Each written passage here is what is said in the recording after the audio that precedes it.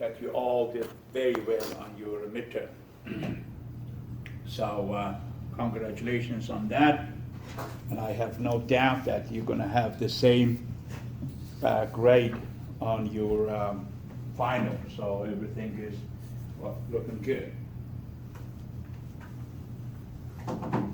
And please, if you have any questions about any of those answers, any of the areas of the midterm, please ask me. Don't hesitate to ask any questions.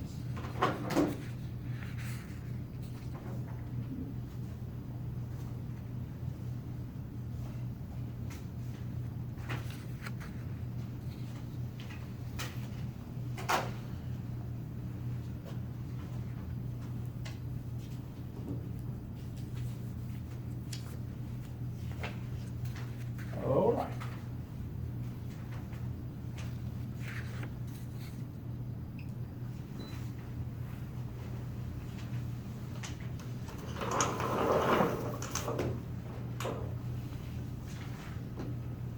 Mr. Shine, you said if I asked you in class, you would shed some light on the project? You would Oh, explain yes, a bit? yes. First of all, yeah, I'll spend a few minutes on it, but I'm going to be having a full lecture on this one on the week prior to your presentation. Actually, I'm going to be spending a good portion of the class speaking about financial crises and what financial crisis is all about and all the good things. But for now, just because you asked, briefly, I'm going to tell you what we need to do. Well, as you know, financial crises or global financial crises was something that impacted many countries globally. One of the countries that was impacted perhaps the most was the United States. So what happened here basically, folks, is that what we have basically, I'm going to be very briefly to describe something that is perhaps the most important discussion, is that let me ask you a couple of questions in order to have you focus on this particular topic. Now, let's suppose we assume that the economy of any country grows based on two things, spending and investment. Now, think about it. When we invest, when we spend more money, our economy grows. That is the engine behind economic growth in any place in the world. However, if we want our economy to grow, we have to spend and invest more. In order to have spending and investment to increase, you have to have what? Increased income. You have to have more money. In order to have more money, we have to what? Be more productive or work longer or harder. That's simple. Countries are more productive, therefore they have more income, therefore they have more spending and more investment, therefore they grow faster and higher than other countries. However, if that's the case, our growth economy in any part of the world, including us, is a straight line. So straight line basically is like more productivity, more income, more spending, more investment, and that is the economic growth. So if I want to put a chart together here for you, and let's suppose this is our GDP, gross domestic product, and this is our time. So our economy is going to grow as we spend more money, meaning that we're more productive, we have more income, we have more spending, and economy grows in that trend in long run. But the most important thing that many people do not understand in any society is that despite the fact there is a logic behind economic growth, which is spending and investment, economic growth does not look like this. Economic growth is in cycles. So when we look back to history, we're going to see that our economy grows like this. Expansion, peak, recession, trough, expansion again, peak, and so forth, so on. Now this is very important for us to understand. Can anybody tell me why economy grows in that manner versus a straight line?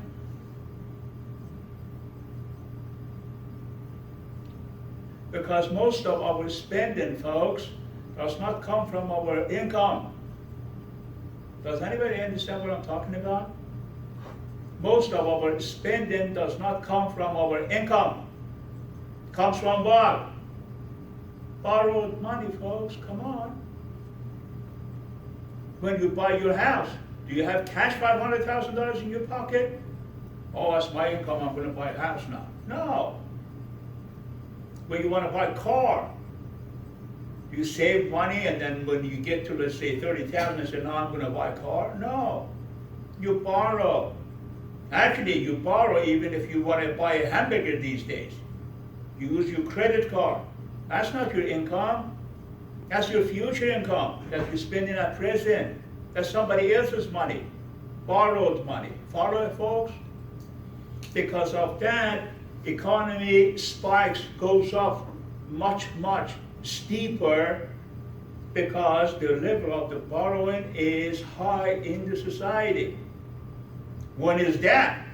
When the money is cheap and available. Simple.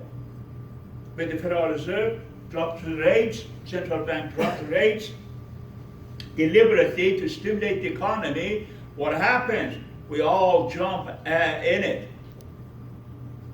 Do you need money? No, but it's low rate and banks are giving me the money, so I'm going to borrow. That's what we do, always, all the time. When we do, what are you doing with that money? Either you're going to be spending it or you're going to be saving it. If you spend it, that's a spending. If you save it, that becomes investment. Because the investment that are money or the fund of investment that are provided by banks are from what? Your savings. So, economy artificially expand exponentially. But there's a time when we have to pay back our debt. When that happens, then economy what? Goes to recession, declines. The cycle is always impacted by the central bank and also federal government. What they do, the policymaker, to ensure that when we are in recession, to stimulate the economy and come out of recession, go through the path of recovery, if you will. And whenever we have the fear of inflation, meaning that too much money in the society, Federal Reserve does exactly what? The opposite. They drop the rate. So when they drop the rate, they kind of put a brake on the expansion, meaning that they kind of hamper the extreme expansion.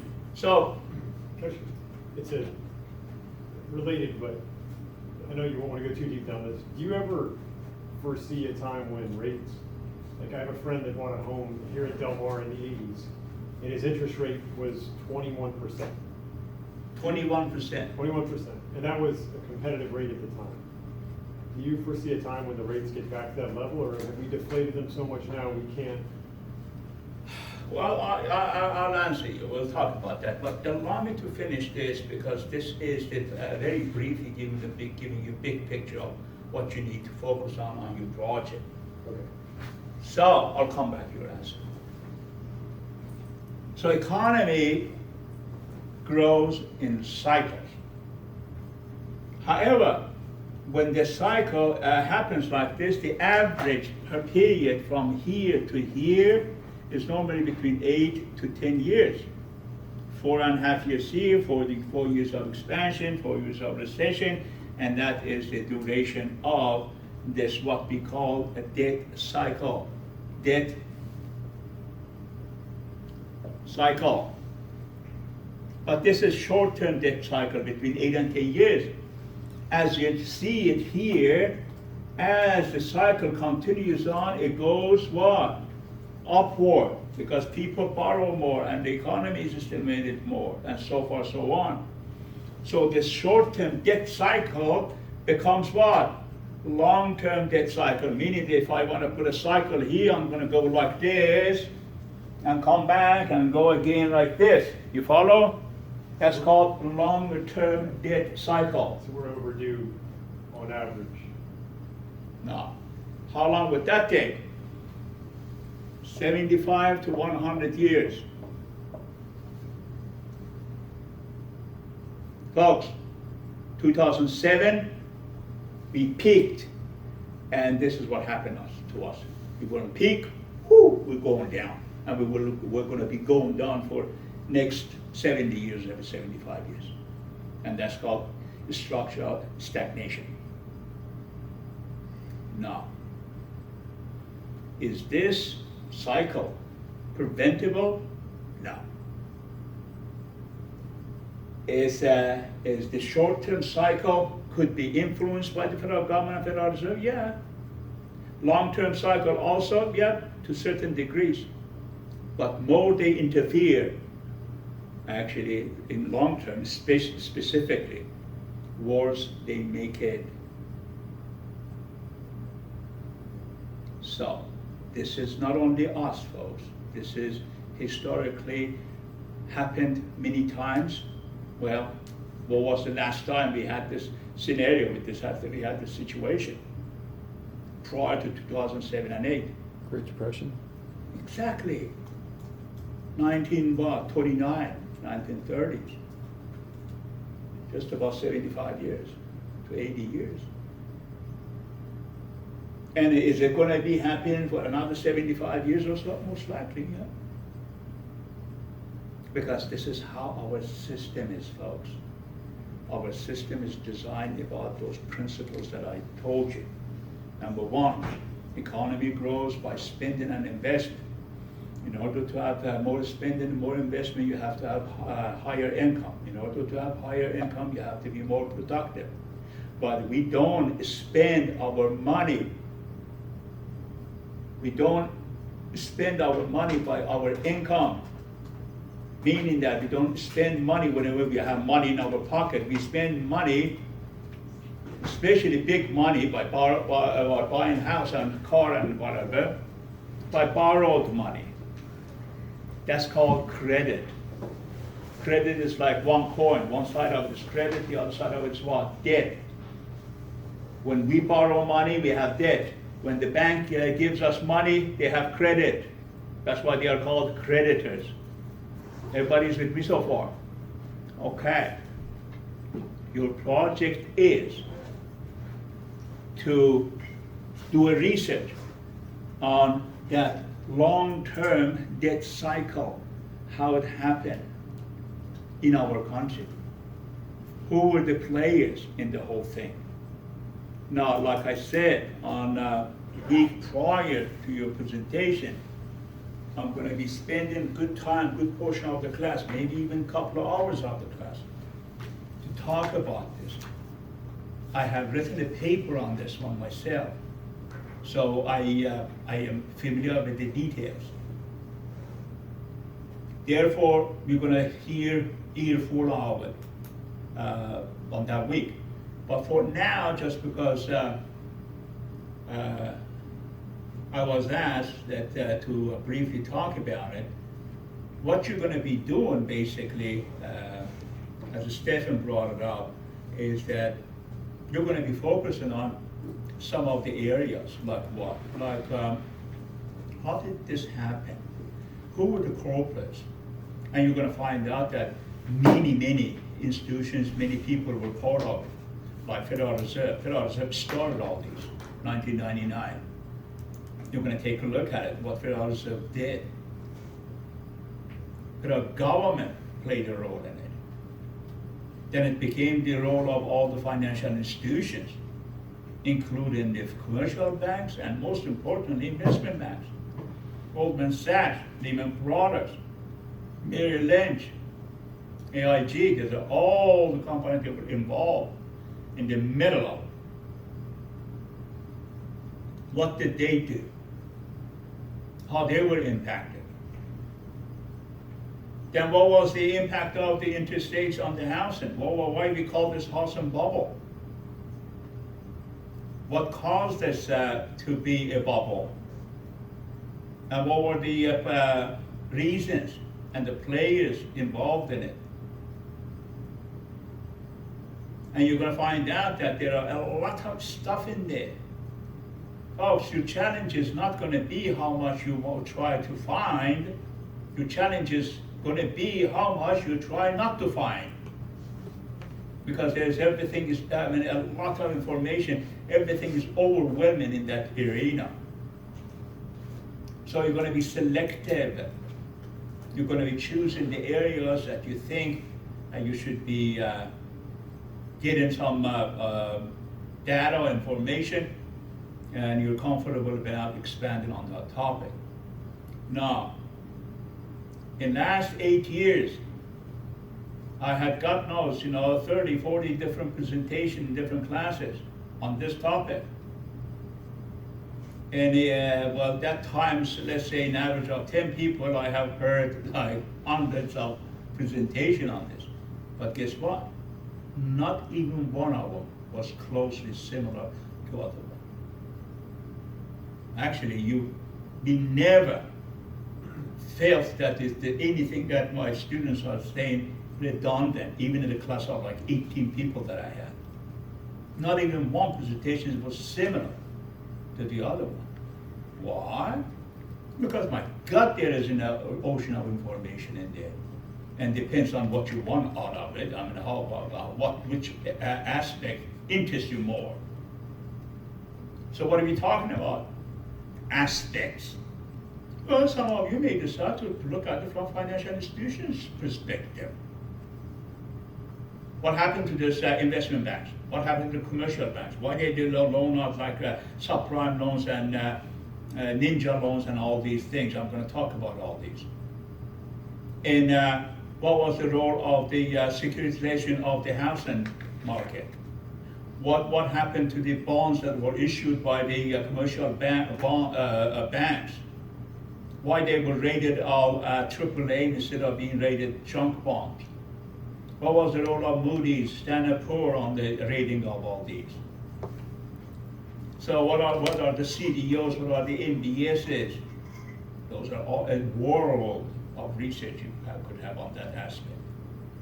Even you could write a book on that aspect, just financial. Any of you have seen Big Short movie? You know what I'm talking about now.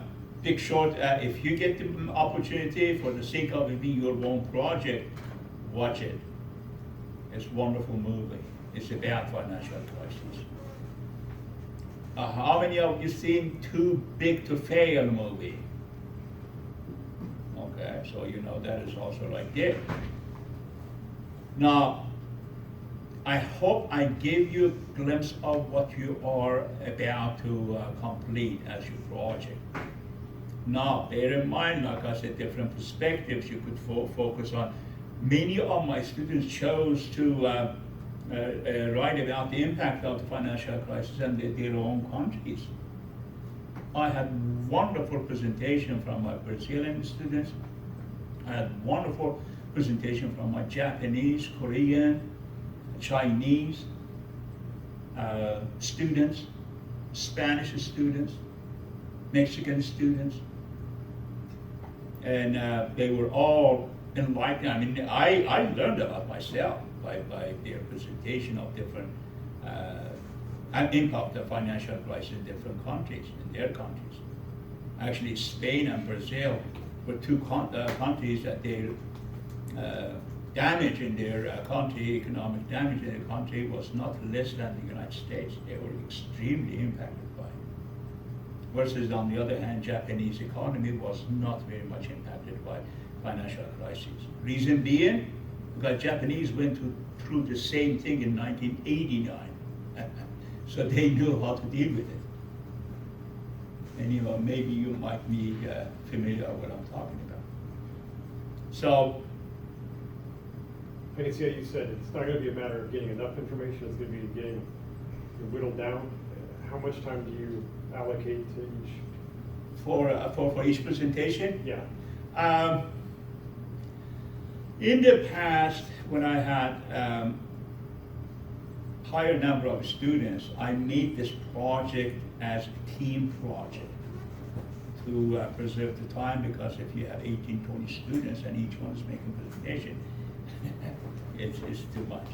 So, however, class in this size is going to be individual. My suggestion, again, I'm not going to be limiting you to any degree by which you're going to be making the presentation here. You might have a lot of good stuff that you want to really share with us. And if I tell you only 15 minutes, it's not fair, okay? However, each one of you have between 15 to half an hour, okay? But don't exceed the half an hour, please, because we're not gonna, we're gonna run out of time, okay? So my suggestion is that make it between 15, 20 minutes. Don't even go beyond 20 minutes, because you don't need to read it. Cool. That makes sense. Thank you. Good. However, like I said, not only I'm going to talk about this on that week prior to your presentation, but also I'm going to be reiterating some of the sources that I talked about in the past and showing it to you what are the sources you have available to you.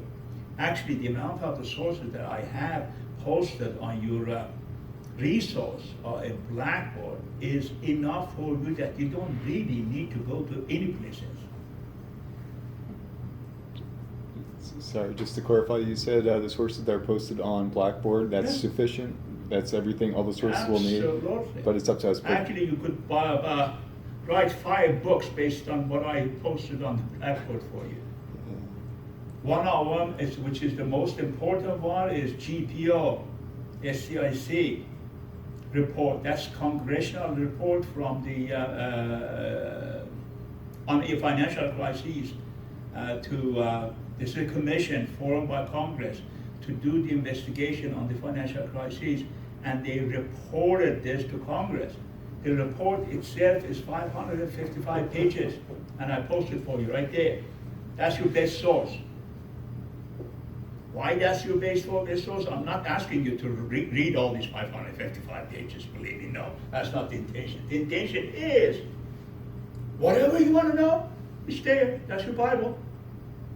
Or you're doing your research, oh my God, what is MBSs? Well, go to the table of content of this report. It's right there. Page, let's say, 72 to 74. Take a look at it. Oh God, what is shadow banking? I have no clue. Well, go to this report. Everything you want to know about financial crises is in this report. Because you could imagine this was a comprehensive investigation by a commission that was basically formed by the Congress, meaning that they did their due diligence to come up with everything in regard to financial crisis. And by the way, identify some of the culprits or the people did what.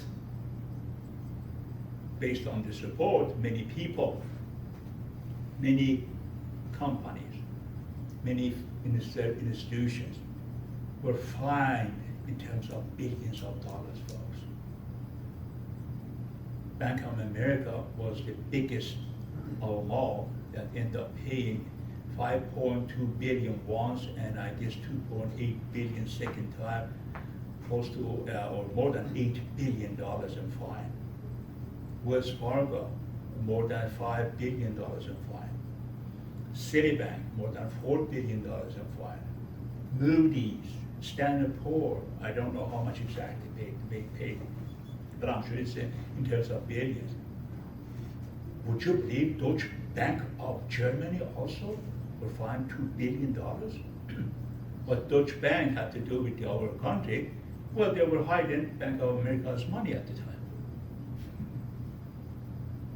So it's not Dan Ashadi's opinion. They were all criminals. They were fine criminals. And that's why this makes this particular project extremely, not only important, but also interesting. And who are the people in our society, in our world of finance, running our lives? What are their ethical standards? Well, we know what it is.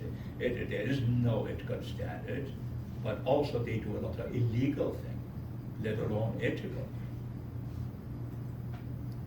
So, you're gonna like it. You're gonna like what you're gonna be doing. Okay? Any questions on that? I'm gonna come back to your question. Thank you. Yes. Did you say 1 week is enough time to get the whole project prepared and ready? We should only be investing 1 week to prepare it? I would suggest just work on it a little bit at a time. But even if you can't, you don't have the time, 1 week would be sufficient enough for you to put together everything. Just because I told you, I have all the resources for you. Yeah. All you're gonna do is take a look at some of those and put together whatever you want as far as the focal area of your project. And again, like I said, I might think, let me give an example of a paper. Let's suppose I'm putting this paper together. Here's what I'm gonna do. I'm gonna give a very brief synopsis of the financial crisis in general. Hey, this is what financial crisis was all about, so far, so on. And then I'm going to go focus on the certain aspect of financial crisis. For instance, my favorite is Federal Reserve policies. If I was about to do this project, I'm going to say, I'm going to look at this financial crisis from what Federal Reserve did during this time. And you're going to find out, my God, there is a ton of information there. Somebody may say, now I'm going to go to focus on, let's say, for the government side of it. Somebody says, hey, if I'm going to go to the perspective of financial institutions. Some may say, no, I was very intrigued by what Spain did during this time. So I'm going to focus on what Spain did. Impact of this in Spain, let's suppose. Brazil, whatever. India. India was not very much impacted, but still it was there. So basically, in a nutshell, that's what you need to do. That's what you're going to be doing. And again, don't worry about it. I'm going to give you enough on future discussions that you're not going to have any problem or any questions. And your question was about the interest rate, right? Correct.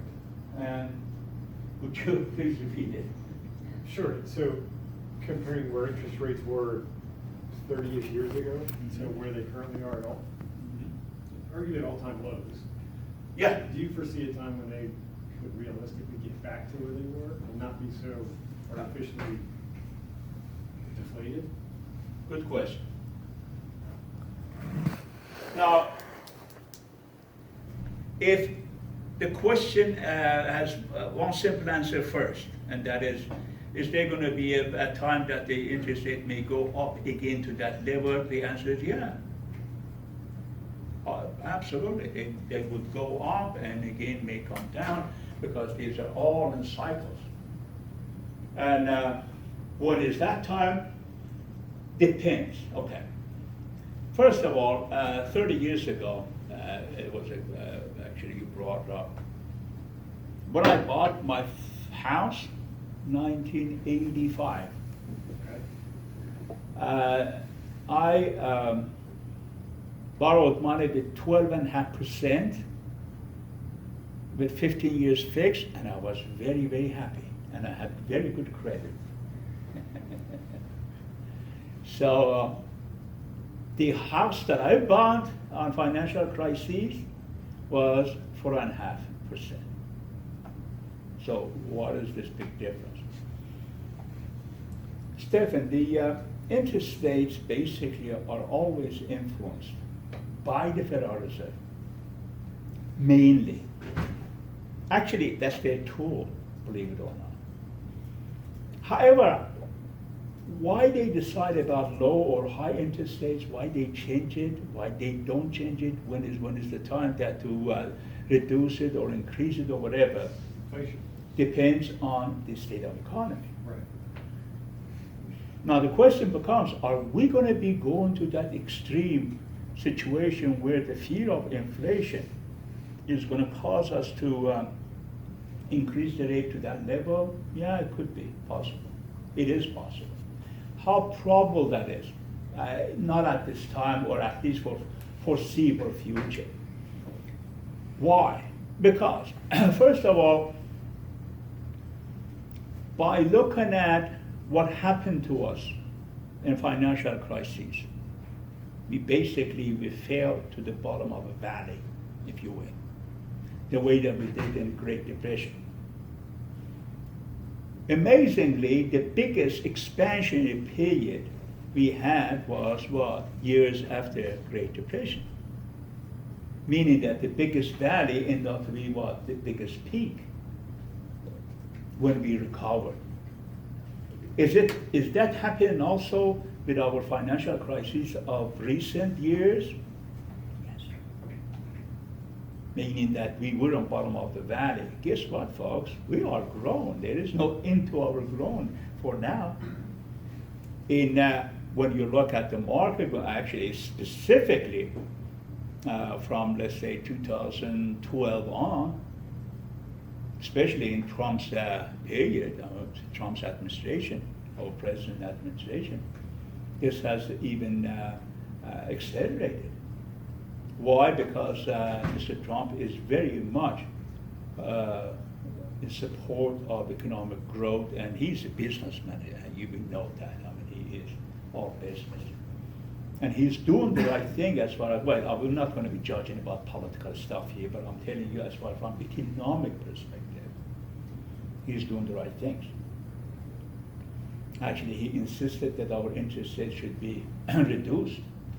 And I was laughing at him, not at him, I was laughing at this comment, is that, oh my God, do you know more than the board of governors of the Federal Reserve? You don't, nobody does. Those are the geniuses with all the accomplishment they are running the Federal Reserve. Wasn't it correlated to the negative interest rate environment in some countries? Wasn't that what he was? No, that was a different subject. That was different.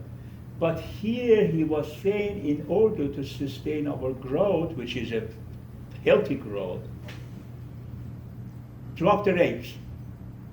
Because every quarter they sit down and they decide about the interest rate, as you might know, the Federal Reserve do, with their Federal Open Market Committee, FOMC. So what they do is they decide about the interest rate every quarter.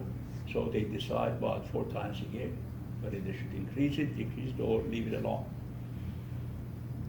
They left it alone in a couple of previous quarters, and Mr. Trump was saying, no, you should have been dropping, and kind of that raised a lot of questions that, hey, come on, Mr. President, you have other things to do.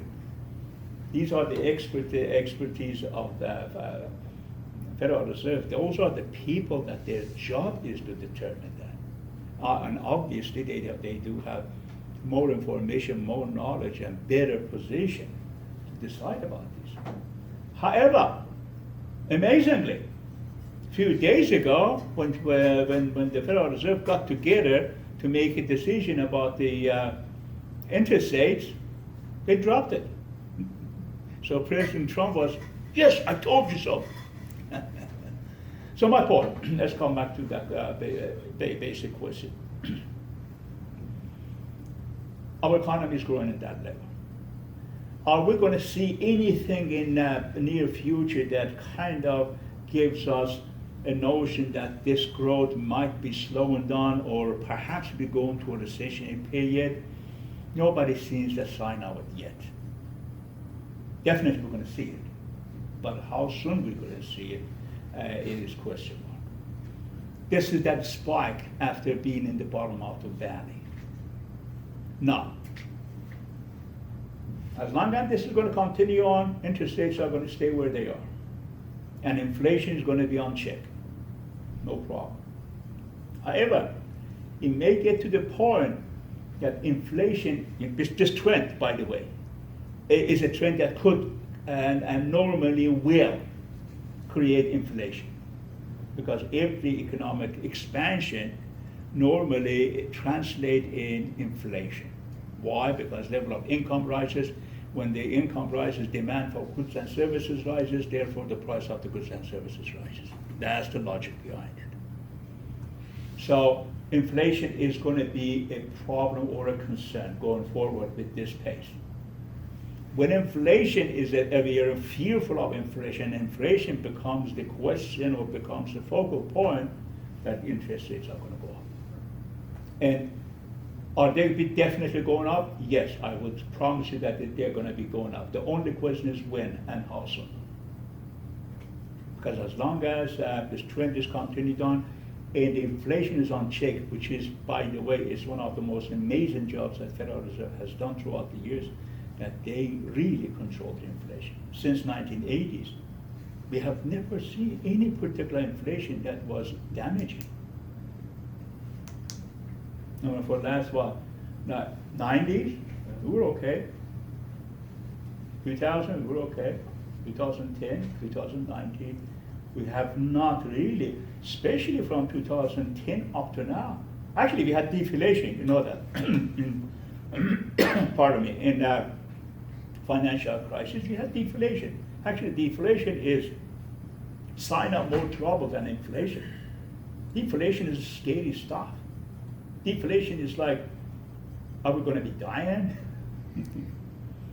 Because inflation in a sustainable level is a good indicative of economic growth and economic prosperity. Because people have money and they're spending and all this good stuff. But when we have deflation, it's a sign of a very, very sick economy.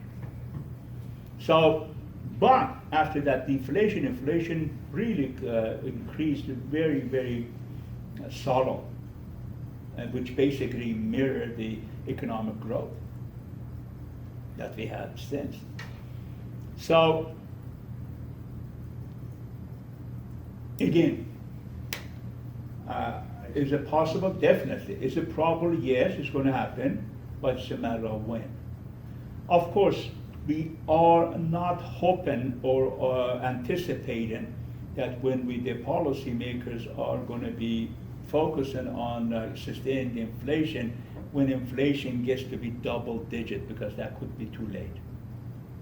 Because they have done good job of sustaining it. Even if it goes up to like 7-8%, most likely it's not going to be increasing beyond that. You follow what I'm getting at? Is that it never is going to be double digit. Because the moment it becomes double digit, it may be out of control. And that's something that we try to avoid with all costs. But would double digit be like hyperinflation, like what we Yes. saw in like Zimbabwe or the Weimar Republic, that kind of thing? But actually, currently, we have many countries in hyperinflation. I'm not aware, but Yeah. it's still going on. Well, like in a lot of third world countries. Most of the countries in the world, they have experienced hyperinflation. I mean, you name it, from Germany 1930s to Mexico, Greece, Argentina, Brazil. Majority of the countries have seen that, they experienced that. We're among the few countries that we haven't had to that degree. And that's some kudos that goes to our policymaker, our stable economy that has not experienced something like that, because that's devastating. Recession, even depression, you've got to work on it. It may take 10 years or so to get it back. But inflation happens, nobody can help it. I mean, we're just going to be saying, God help us, that's it. Yeah. Thank you. You're welcome. Okay. My God, we have a lot of things to do today. We're going to talk about some good stuff. But in order to do that, my friend Stephen is going to help me out on the lights.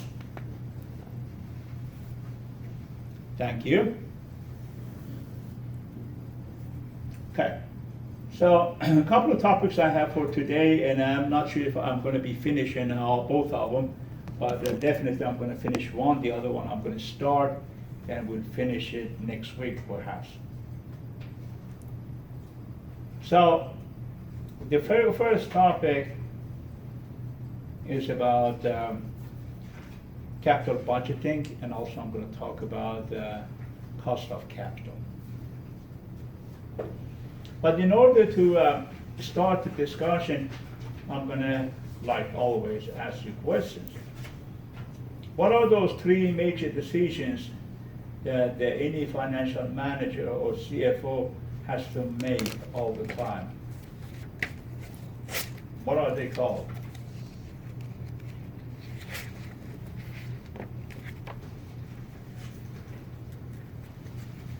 Okay, second question. Come on, folks. I talked about it 560 times in this class.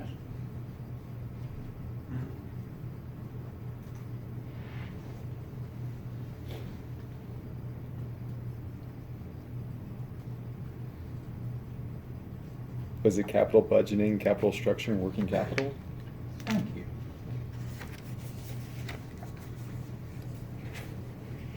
So, what do they mean?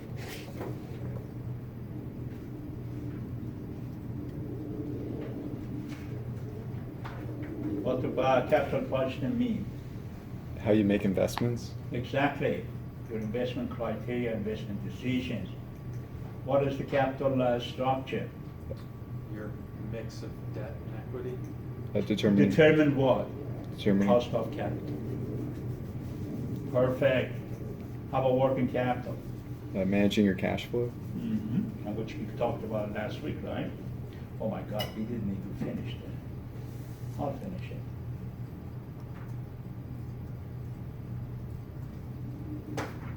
Okay. So,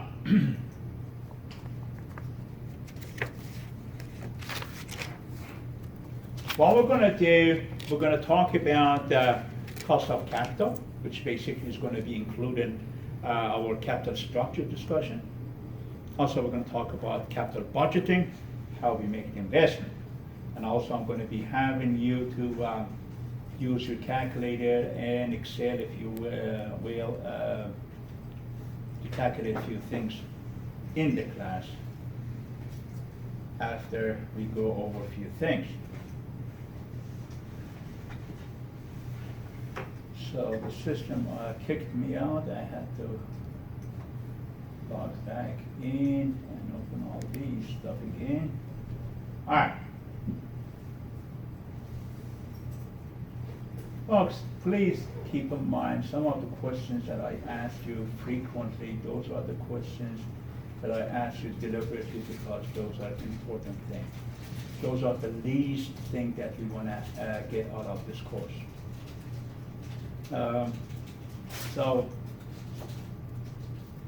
And I'm going to be also repeating some of the questions in the future to tell you what are the areas that are again significant for us to not to forget.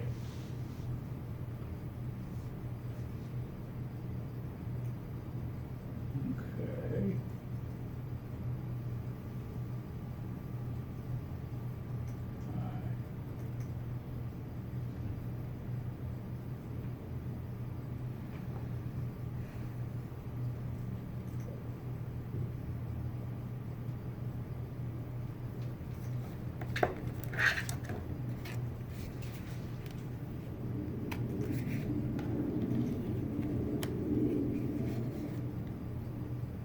All right. Let's get started with chapter 11 first, and that's about the capital budgeting. We already decided the capital budgeting is about investment criteria.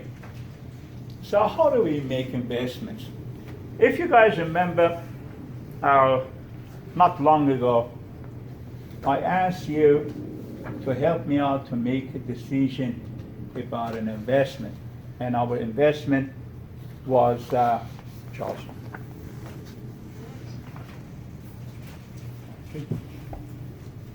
And our investment was, if you guys remember, buying a building that has office buildings on it and all these good stuff. And we said that there's a method by which we're going to do that. That method basically consisted of what? 4 steps, right? Everybody's with me so far? And again, what are those 4 steps? I know some of you already said it in the past, so you don't say it when I hear from others. What are those 4 steps?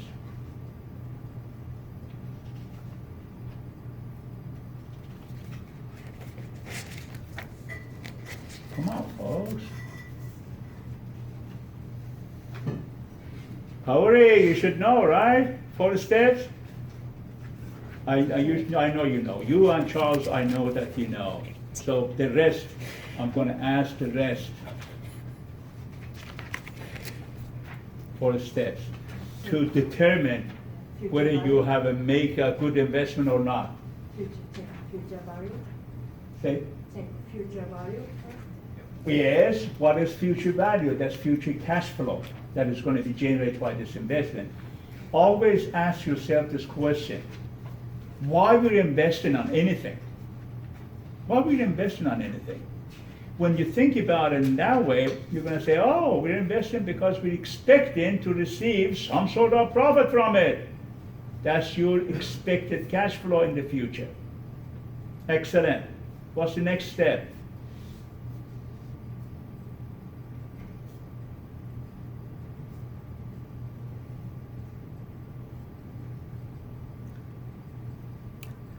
You know it, Stephen, right? Discounting all your future cash flow to present, right? So in order to have that, we have to determine our cost of capital, right? And then the moment we have the cost of capital, we're going to use that as our discount rate to discount all our future cash flow to present. And the last step is add them all up and compare to your initial investment. If it's positive, that means what? The investment is good investment. If it's negative, it is not a good investment. Okay? Josh? Okay. So today I'm going to be talking about that a little bit more, and also I'm going to have you to do a few things in the classroom.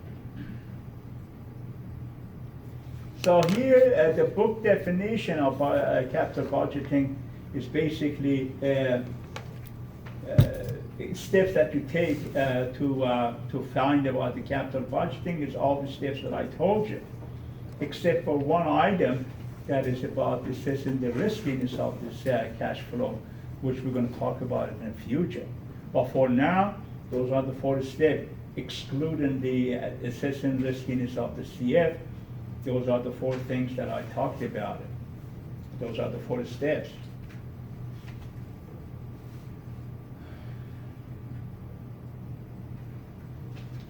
We're going to be using different methods to come up with the independent project versus mutually exclusive projects. And calculation for these two are different from each other. Why? Because in one case, which is the independent project, the criteria we're going to be using to come up with the viability of the investment is certain methods that are going to give us net present value of it, or internal rate of return of it, and the payback period of it. All those are the calculation that we find out whether the independent project is good project or not. However, there are certain situations that you have been given 2 different projects, and you're going to say, which one I'm going to be choosing and why. So the calculation for that is going to be a little bit different. So things that I talked about it in the past, but I'm going to ask you questions about it first. What's the difference between cash outflow and cash inflow?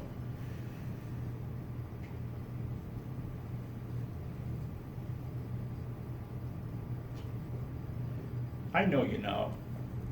It's just, I Cash don't know goes why out you're not. Versus cash that comes in. What? Cash that goes out versus cash coming in. Your initial investment, is it cash outflow or inflow? Outflow. Thank you, that's what I said about it in the past.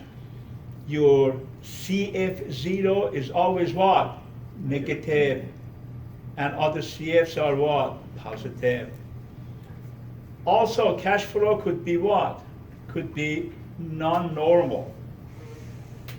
What is non-normal? The non-normal is that anticipated cash inflow or net cash flow could be different for each year. In reality, those are the most common than the other ones. So when you are getting some sort of cash flow from your investment, there are going to be the extreme of it. There's going to be different or uneven. Of course, that's it's not non-normal. That's uneven cash flow. Non-normal is that sometimes your cash flow also could be what? Negative. So when your cash flow is different from year to year, that's called uneven cash flow. Whenever it becomes negative in some years and positive in other years, that's called non-normal. This is non-normal. We have talked about this, and you know what this is. This is net present value formula. That basically is the sum of all your cash flows in the future that is discounted by what? R, which is your discount rate, to present. So, let's see some examples here. Let's suppose that we have two projects, or two investments, if you will. One is called L, the other one is called S. L is, let's say, long, and the S is for short. And for each one of them, we are investing $100 million. The project long gives us $10 million first year, $60 million next year, and $80 million the following year. On the other hand, short project gives us $70 million first year, $50 million second year, and $20 million the following year. So far so good? Okay. Which one of these projects are profitable or has high net present value? Please go ahead and calculate.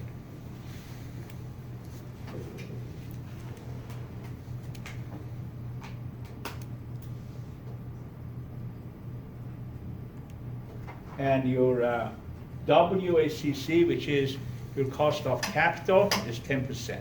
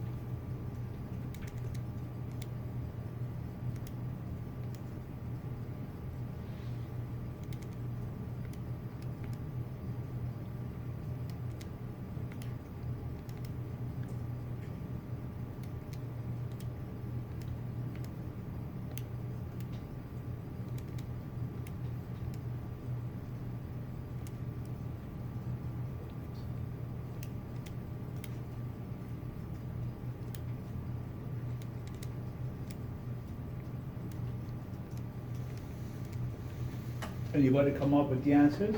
Did we have a discount rate? 10%. What's that? Oh, was the I over Y the discount rate 10%? Yeah, 10%, yeah. Right.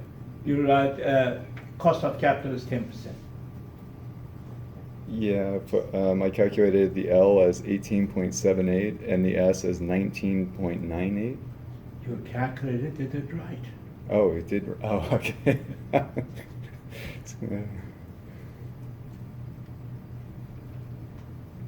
That is the answer,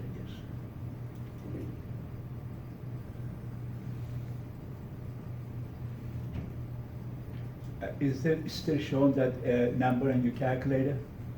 No, I was about to double check my the numbers real quick.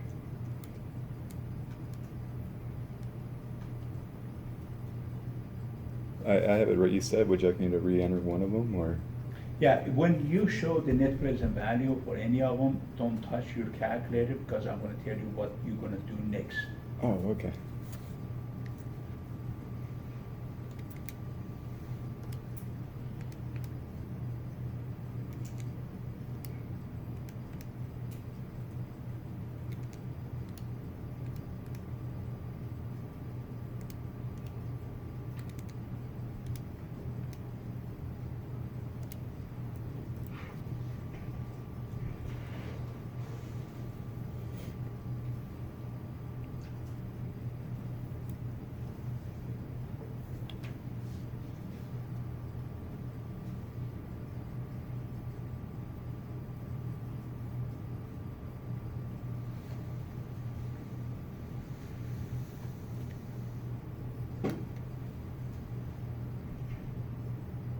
Anybody else?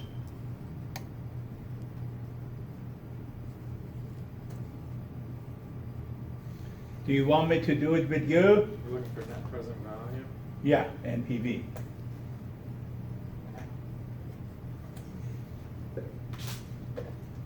Okay, let's do it together.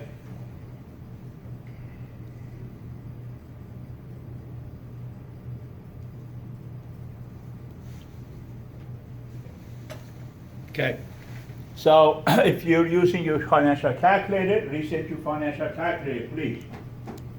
All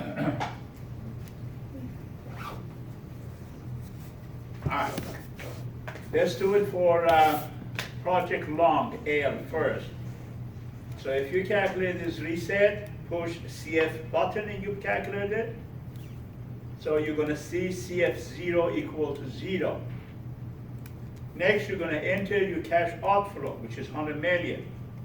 So enter 100, push plus and minus button in your calculator, and push enter. What did we push before that? Oh, the CF button? Yeah. And then- Plus and minus. So you want to enter in 100, and then you want to do the plus or minus after it, because you don't want. Yeah. I forgot to get my What's that? I forgot to get my calculator today, so I'm using the mobile version.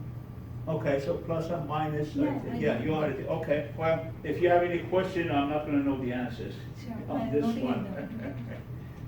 Okay, So your calculator should say CF0 equal to minus 100. Am I correct?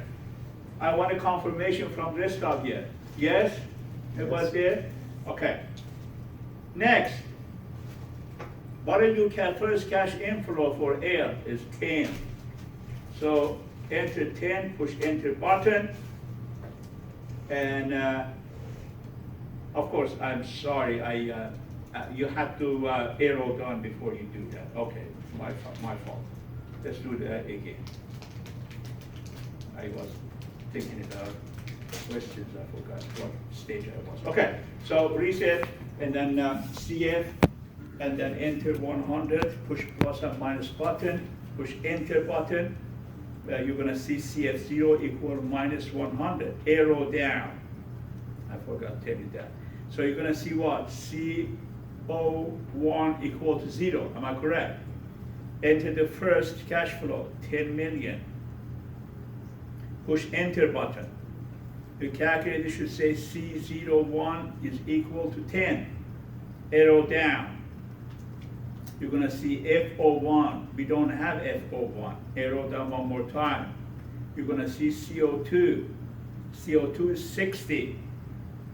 Enter 60, push enter button. Arrow down. We don't have FO2. Arrow down. CO3 is 80. Enter 80, push enter button, arrow down. Everybody's with me so far? Push NPV button in your calculator. What do you see? You have to respond to me on this one, because I don't know what you're looking at. I equals. Everybody sees I equal to 0? Is asking you about the rate, discount rate, which I said it was what, 10. Enter 10, push enter button, arrow down. What is your calculator telling you? MPV equals 0. MPV is equal to 0. It's asking you, do you want to calculate MPV? You're gonna push CPT button on top, and you're gonna have what? 18.78. Everybody's there? Stephen? No, can you do it again one more time? I had to reset it, so we put it back, so. Okay. So, did you enter this? Yeah. Okay, then next, arrow down. Yeah, man, I can show you. What do you this. got? 01, right? What is 01? Like whenever you start, of course, you want to Okay, reset everything. The first Press section. enter, Enter. and then the CF button is going to be for your cash Enter. flows, and then the Arrow CF0 is your outflow, don't have so that'd be it. 100. Free. And then, like we talked about, then you want to dial it in, What is then the CO2? negative, 60. right? And then every Enter. time you want to hit enter. Enter. And then what you were So, saying is you want to be careful about these next ones. So this next one, the first one would be 10. So you always want to write enter every time you input the number. And then, So, yeah, I remember that. you don't have- Exactly, and then you just want to keep putting in the numbers like 60 would be the next one, CO2 is equal to 60, always hit enter. Okay. And then for CO3, So, 80, should have one in that? and then you want to press enter. No, And you don't then, have it. what I like to do You're is, done. if you arrow up, you should Then still see you- all those values, so like double Yeah. check everything. And then what he was saying is, once you Yeah. get down to That's CO3 what- and FO3, Enter. then Yeah. this is where you want to press NPV. CPT. And then, yeah, this is where you enter a discount where I messed rate, up which would be before, the was on 10%. And I guess it's like as a whole number, it would be like 0.10, which is We're gonna do, it's like we did do for S. before, so it'd just be like enter. And then if you enter one more time, this is where it's asking you to calculate an EV, and then that's where you want to press the CPT, which is calculate. Yeah, so you press enter one more time for the equals, and then arrow down one more time, and then MPV is equals 0. Yeah, you got it. Yeah. Got it, Charles?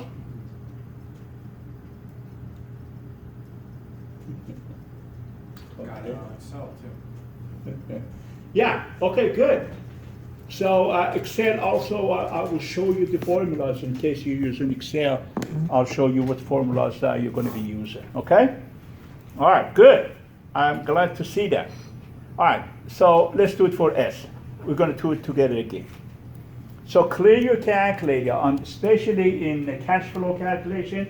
Your calculator is like a small computer. It's going to memorize some of these and mix it up with your next calculation. So go down and set up your calculator, reset it, second, plus or minus, enter. All right, ready? Okay. Push CF button in your calculator. So for S project, again, our cash outflow is 100, so enter 100, push plus and minus button, and push enter button. You should see CF0 equal to minus 100 in your calculator. Am I correct? Okay. So arrow down. You're gonna see CO1 asking you for cash flow number 1, which is what? 70. Enter 70, push enter button. Arrow down. If O1 we don't have, so arrow down one more time.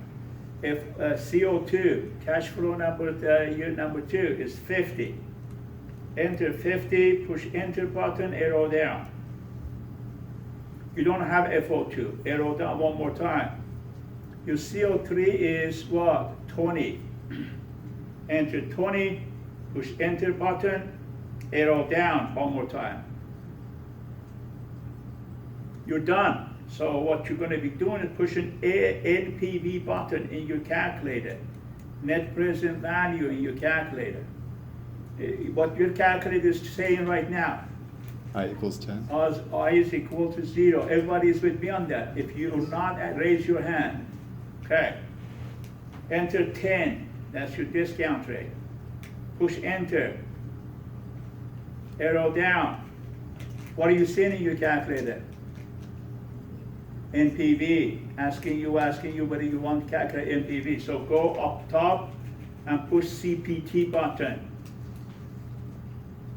What do you see? 19. 0. Zero? Sorry. 1998. After all these, if you show 0, 19.98. Right? 19.98, everybody? Okay. Now, if your calculator still is in mode of 19.98, meaning that we haven't touched anything yet, keep it there for just a second. Charles, how about yours? Is it there? Everybody is showing 19.98, yes? Find IRR button in your calculator, which is next to net present value. Push that. What do you see in your calculator? IRR equal to 0, right? Push CPT button, meaning calculate that. What do you see? How much is it? 23.56. That is your internal rate of return for this particular project. I'm going to talk about it.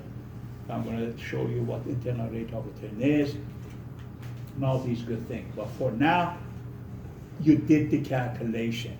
That's how you do it, okay? Now, let's talk about it.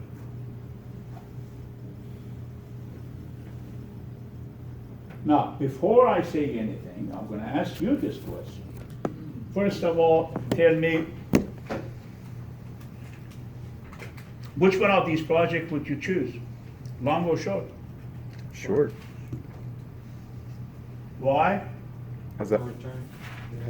Higher net present value? Of course, simple as that. However, when you calculate internal rate of return for both of them, what are you going to see? You're going to see, again, internal rate of return of short is what? Higher than long. And that's the reason you see that NPV is higher. However, is it possible that you may have a project with higher net present value but lower internal rate of return compared to the other project? Is it possible? Yes, it is possible. So in that case, you have to make a decision. We're going to talk about this. But for now, you have calculated all these. On the bottom, in Excel, if you're using Excel, that's your formula. and CF0 is always negative.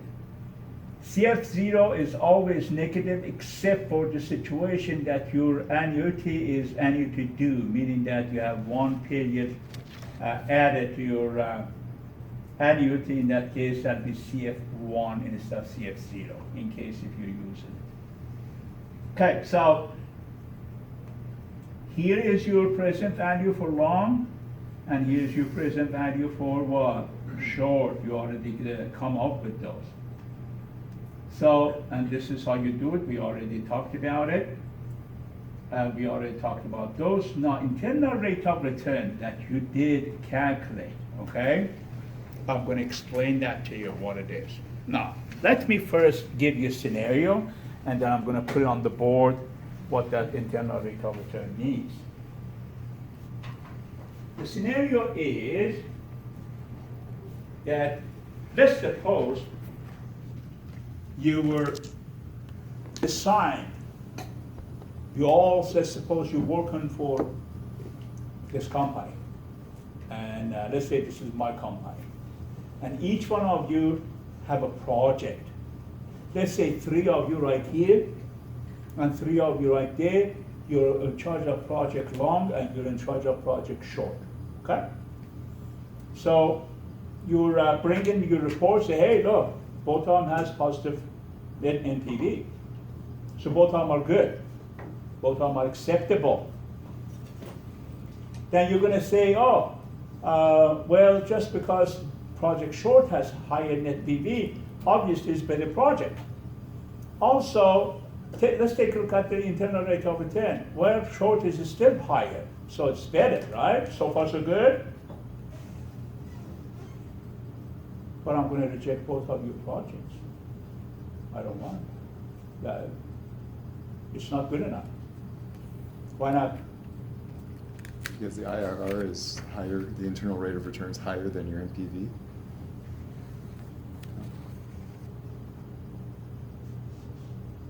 I'm going to reject both projects. Why I did that?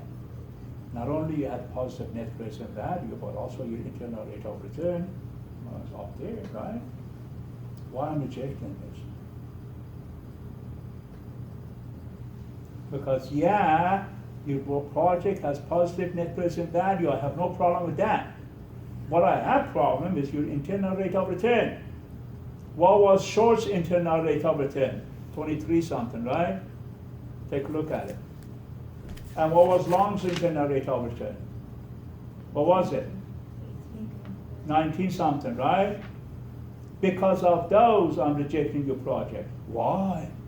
Because in my company, I am making money with 10%, that is cost of capital. I have that money, the same money that you do.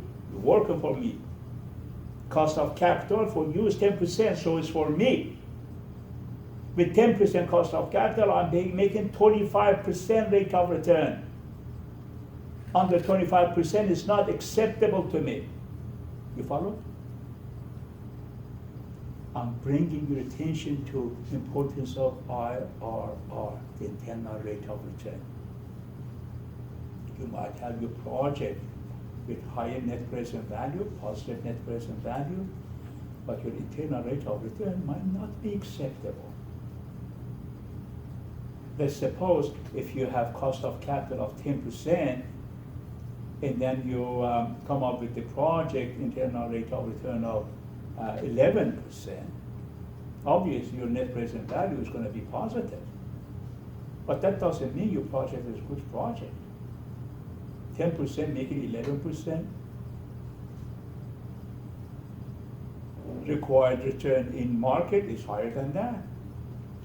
I require more rate than that, and many other standards. So you see that not necessarily your net present value is going to make a decision for your selection of your project. Internal rate of return is going to make the distinction. Of course, net present value, if it's negative, you're not going to do it, period. We're talking about positive net present value.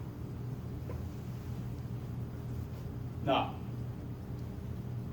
how do we determine that? And what's the logic behind it?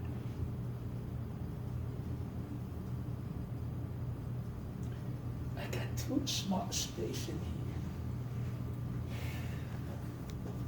All right. I have to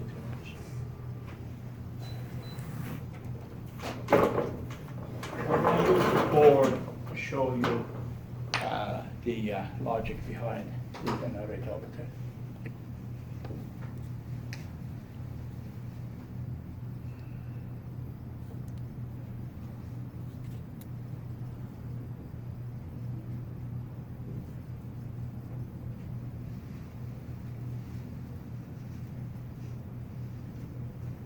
Which in this case would be your internal rate of return.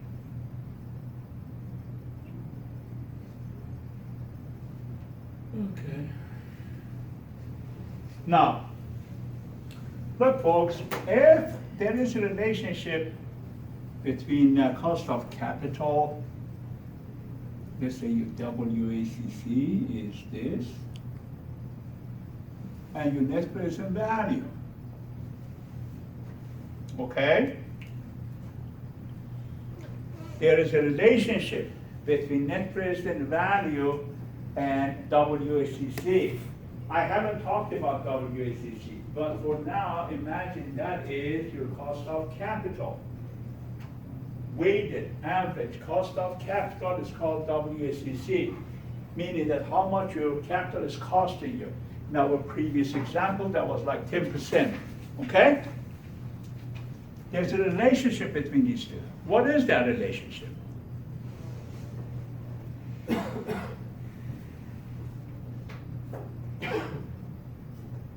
What's the relationship between net present value and cost of capital? You use the cost of capital to calculate net present value.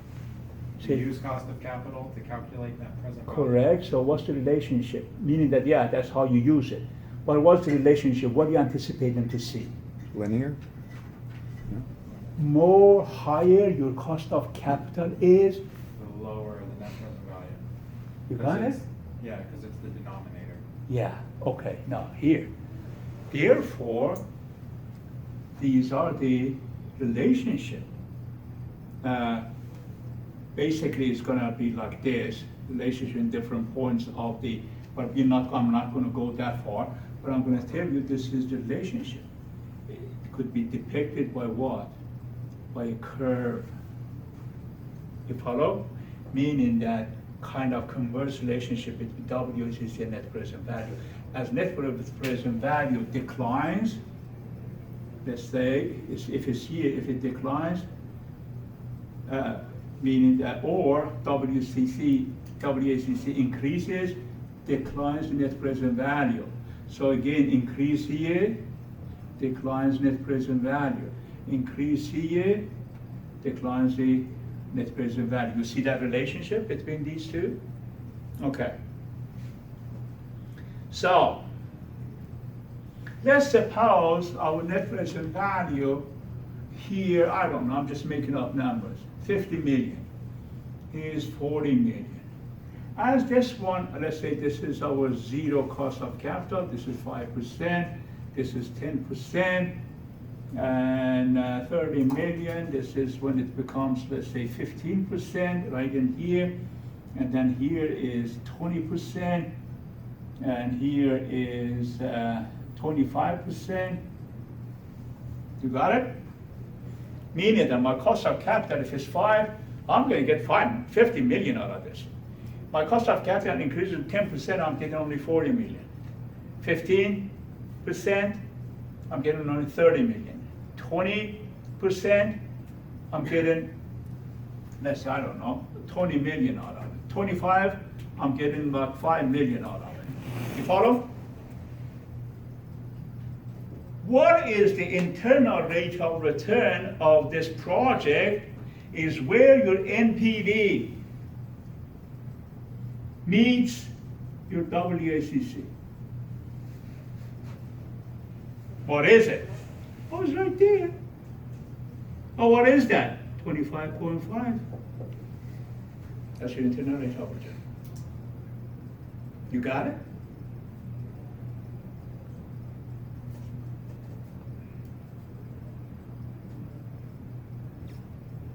At that point, Your net present value is how much? Right in here.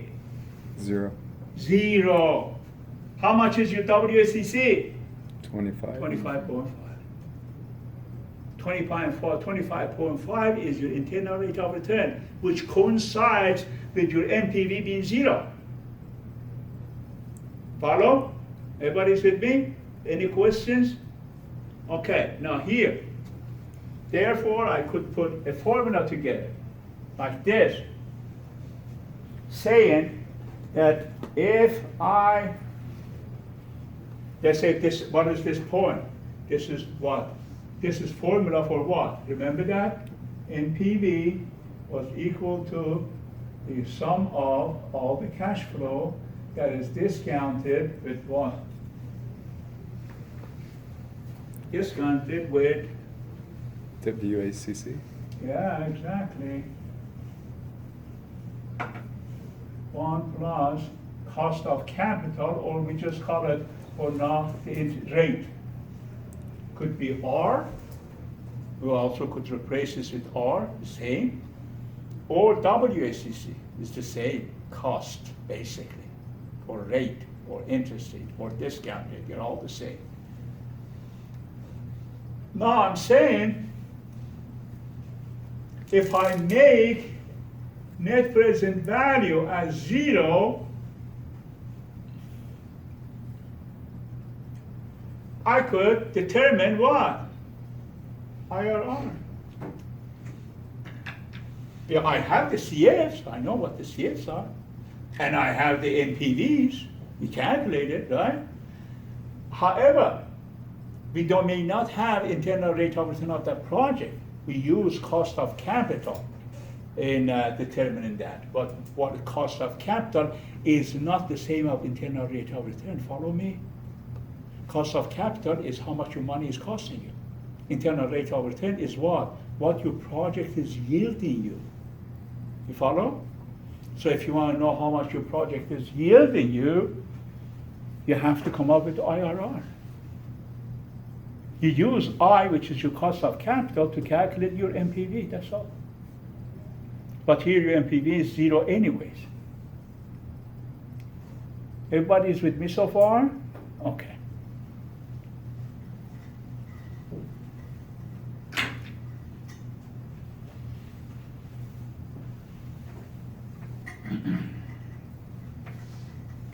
So you already did this. You already, of course, your financial calculator, folks, again, I am reiterating the fact, these are important comments I make. Your calculator, your Excel sheet is not solving the problem for you. What your calculator did when you push that IRR button, give you the number, use this formula. So your solution to this problem is this formula that you're going to be using. But since it's going to take forever to calculate some of these numbers, especially if it's power of 10, power of 12, your financial calculator does it in a few seconds. That's all. You follow? So despite the fact that you pushed only one button after the NPV gave you IRR, that doesn't mean that, yeah, okay, well, our calculator solves this problem. No.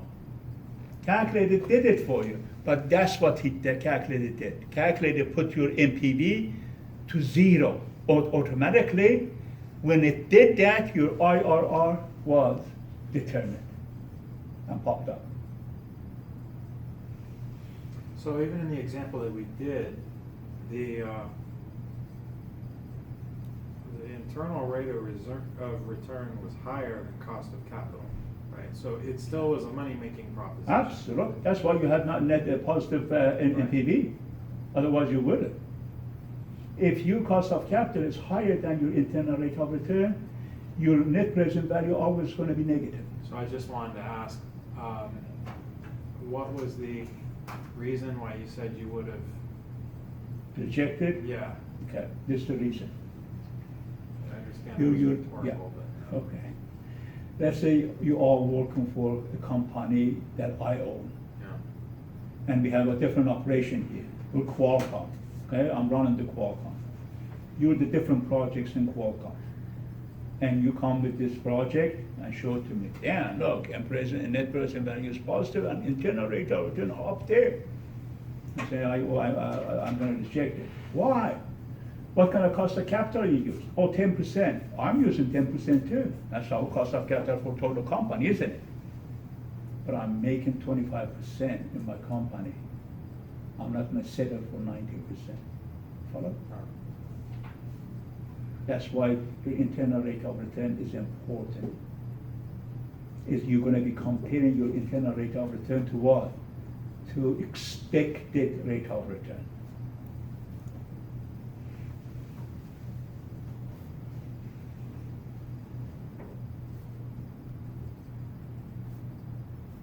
Okay.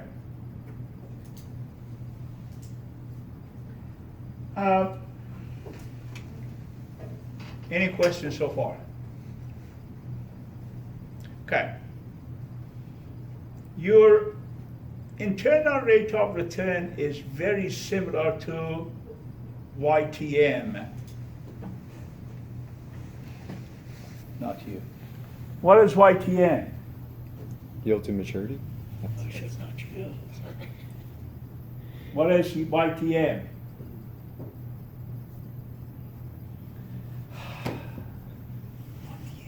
What is it? It's the amount which we get when, it's the amount which we get when it's matured.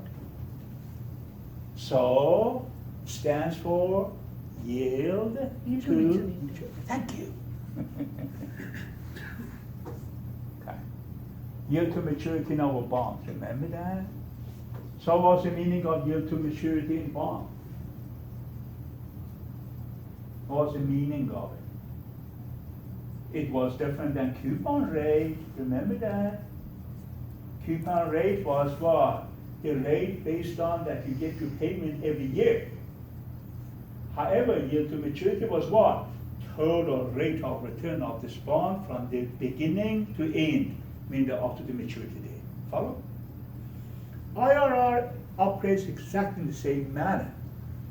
IRR is that hope from the day that you started your project till the project was finished, what was your total internal rate of return on it?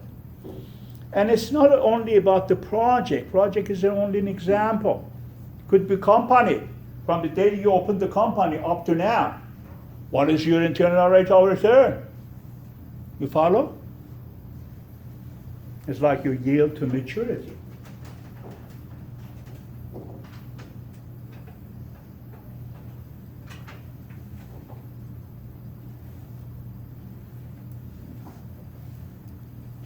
Okay, so for instance, here, example, suppose that you have 10-year bond with 9% annual coupon and 1,000 par value says for whatever, $1,134. Why don't you calculate the yield to maturity of this? Go ahead. Yeah, we did that last week or the week before. See if you couldn't come up with 7.08.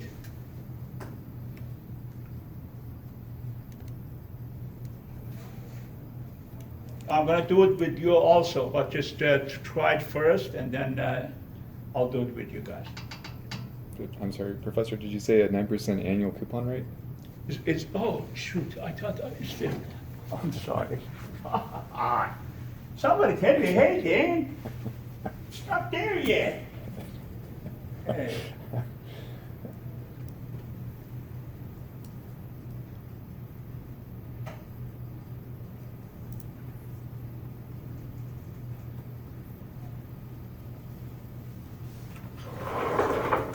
Here we go. So basically, what you got is that a 10-year bond with 9% annual coupon and 1,000 par value currently sells for $1134.20. So what's your YTM?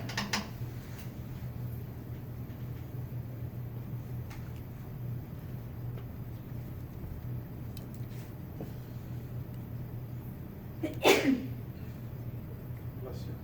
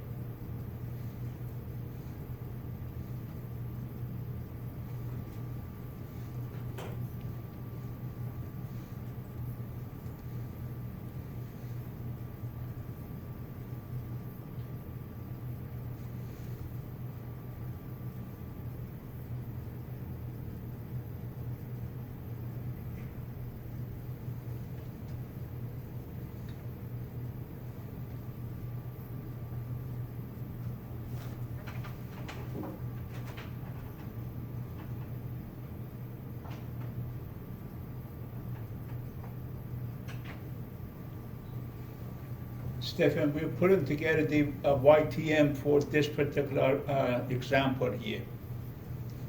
10-year bond with 9% annual coupon and 1,000 par value, currently says for 1134. We want to know the YTM on this, yield to maturity on this.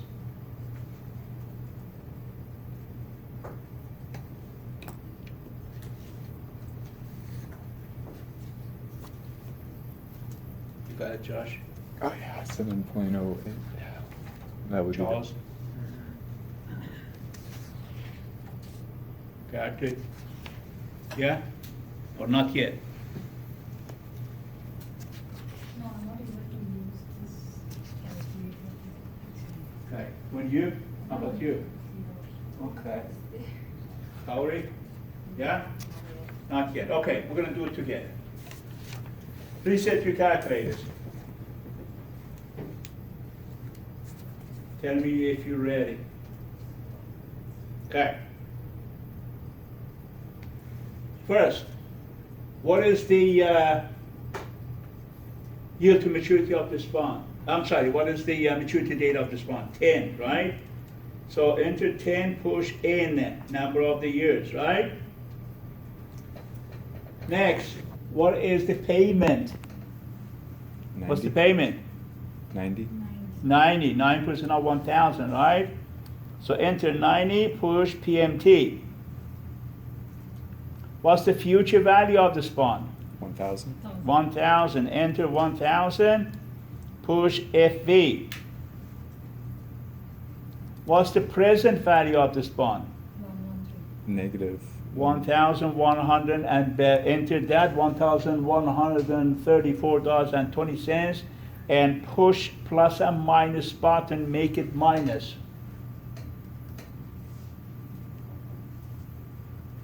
Okay?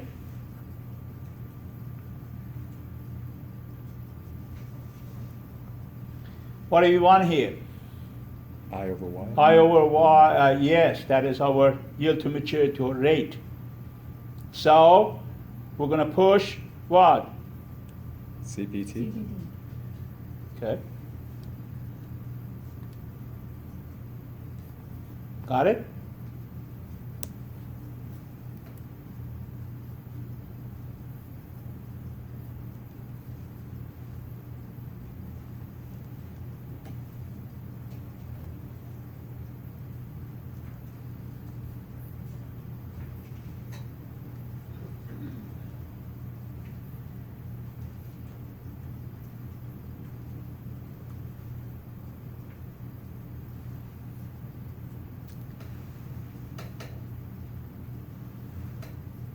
Any questions?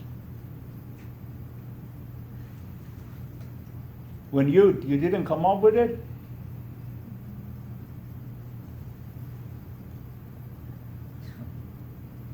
Okay, let's do it one more time. Steph, now what you want me to do it one more time? Please. Huh? Please. Okay. Please set your calculator.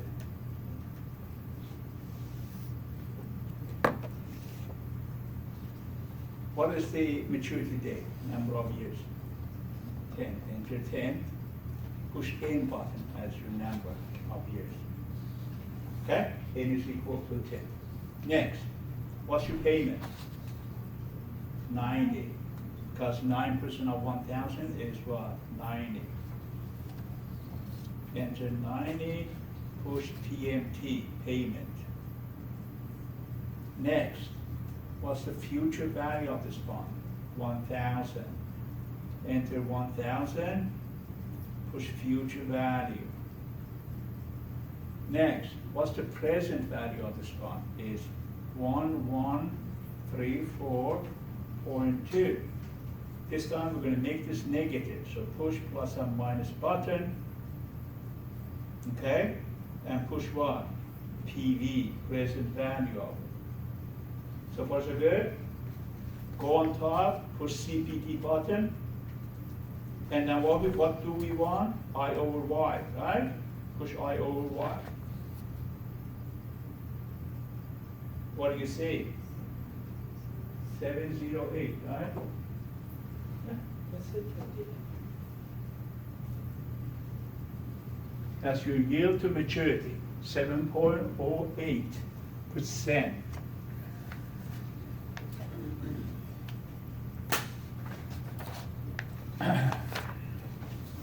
So here the discussion is bonds yield to maturity operates exactly the same with internal rate of return that we calculated for our projects.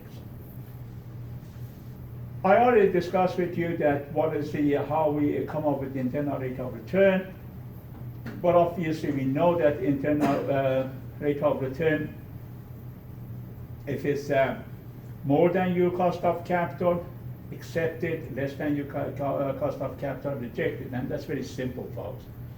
You borrow money with 10%, if your rate of return on your project is 9%, well, you're doing something wrong. You shouldn't be doing this project. Simple as that. So your WACC always should be less than what? Your internal rate of return.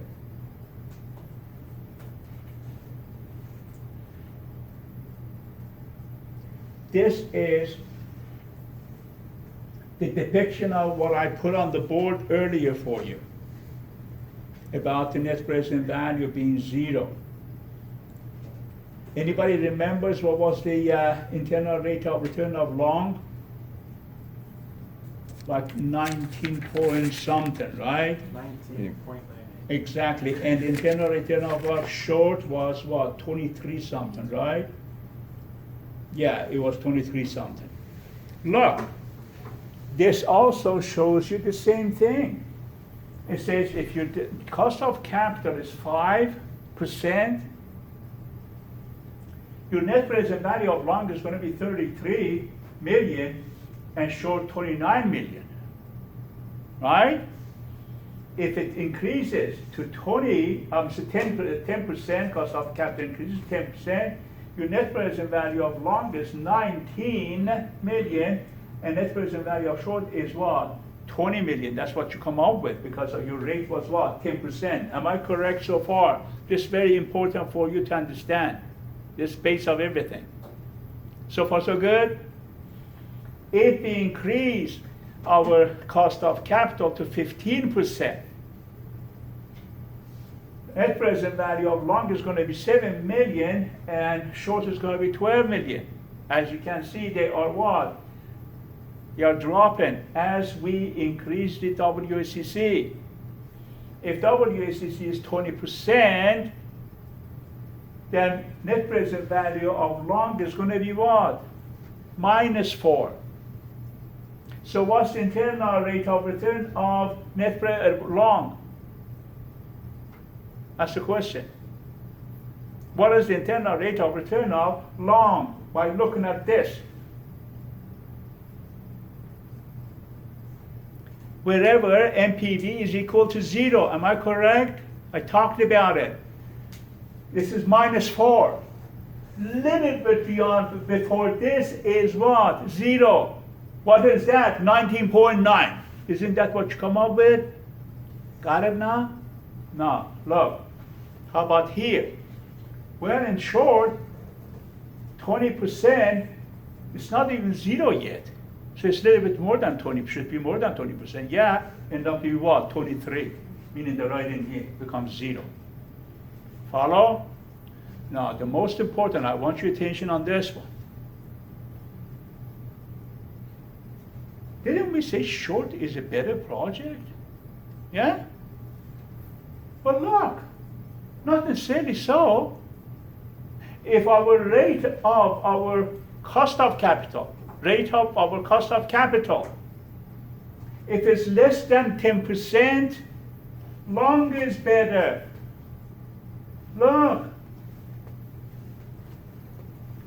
5% is much, much better. 0% is way better than short. So what's going on here?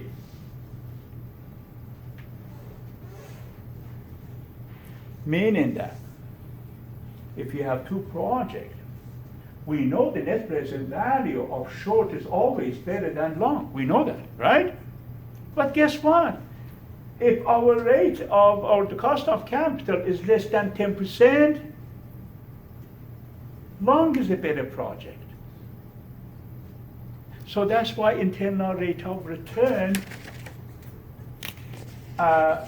determines, is that you make the choosing between two projects, internal rate of return is going to be based on what? Your cost of capital. So there's a crossover point, meaning that which project I should accept. Here, this is high, here, and after 10%, this is high. So it depends on your cost of capital, which project you're going to be choosing. In this case, your cost of capital was 10%. That indicates that short is better.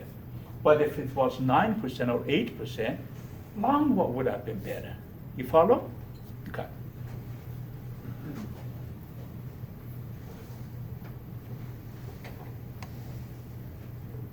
Any questions so far?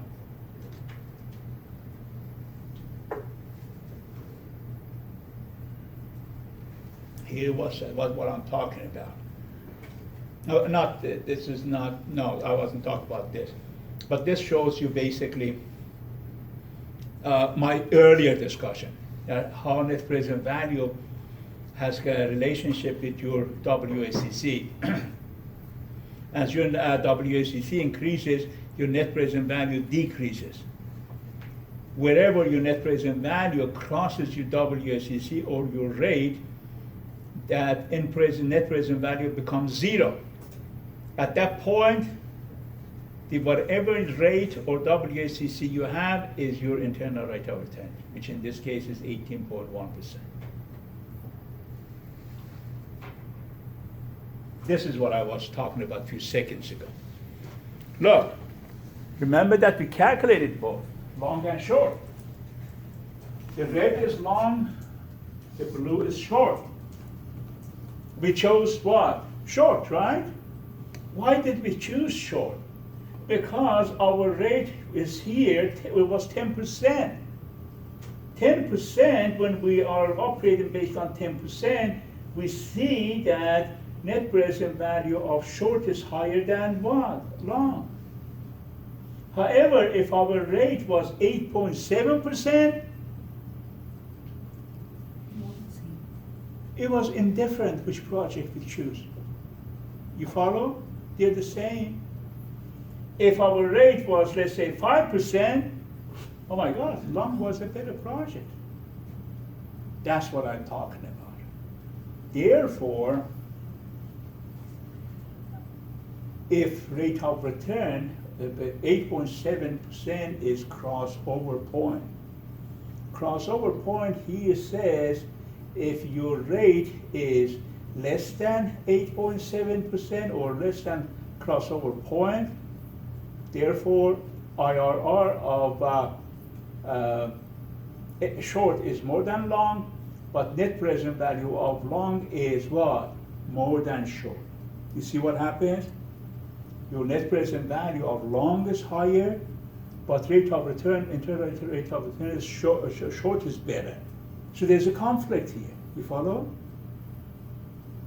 Look, from 8.7 here, we're saying the net present value of L is better, but internal rate of return of what? Short is better. So if your rate is more than 8.7, in that case, by all means, short is better in both, meaning that net present value and internal rate of return is the same.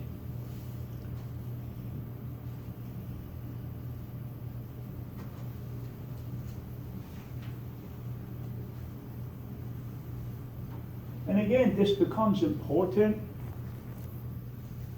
when in many companies your internal rate of return is more important than your net present value. That's why.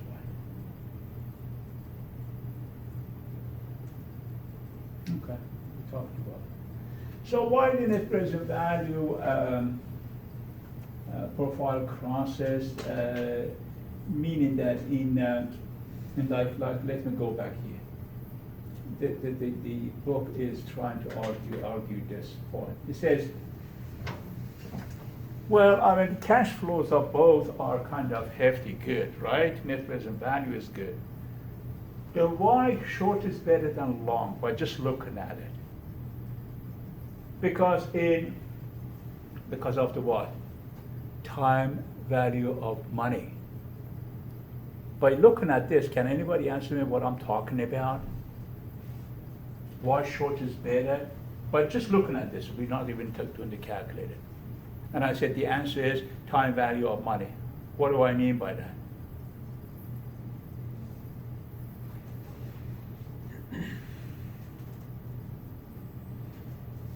Meaning how much, what's the present value according to whatever your discount rate is of some dollar amount in the future. Okay, so why short becomes better here?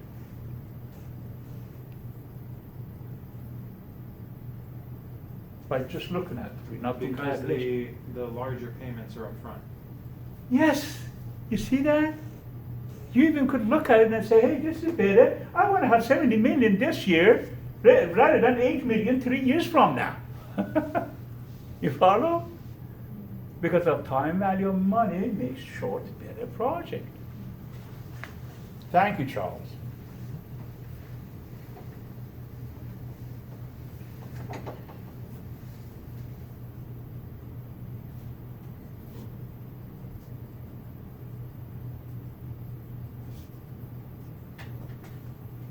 Okay. We have to modify our internal rate of return always. Why? Because when we are calculating internal rate of return of a project, let's suppose, we're assuming that that rate is going to be reinvested again in this project. And that is the wrong assumption, because in many cases, the internal rate of return is going to be reinvested back in the company where the WACC could be different than what internal rate of return. So in our example, in short, if we have the internal rate of return of about 23%, we're assuming that that 23% is going to be reinvested back in the project. That's not correct. It's going to reinvest it back in the company where our what? Cost of capital is only 10%, it's not 23%. So in that case, we have to come up with modified internal rate of return, MIRR, which is at the discount rate that causes the PV of a project's terminal value to equal to present value of cost. So this is what we're going to do. Of course, you're not going to have any questions or problems on this particular discussion, but I'm going to just share it with you why this is sometimes internal rate of return should be modified. So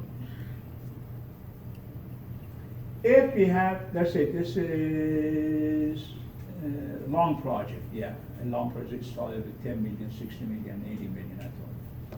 So this is long project. We're saying that if we determine the terminal value of this project, terminal value of this project is going to be the total of all the cash flows that we're going to be receiving after what?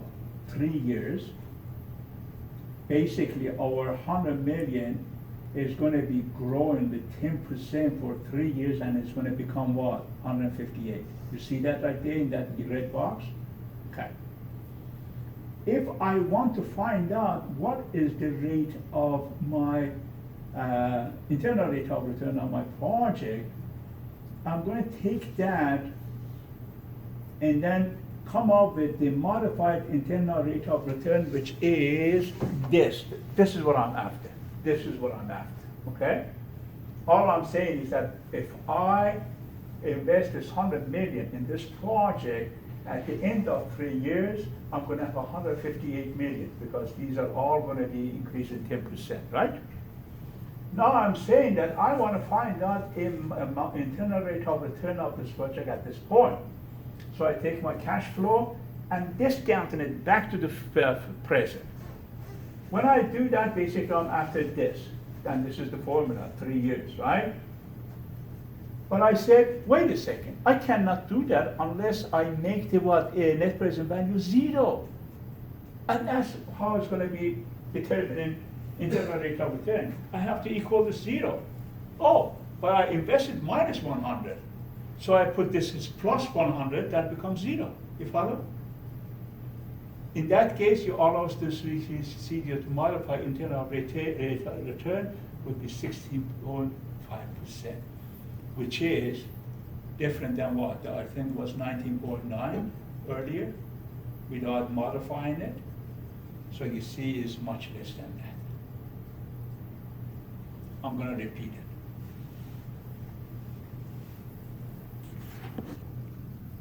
Internal rate of return assumes that the rate of return is going to reinvest it back in the project itself, because all the assumptions of all the investment is such.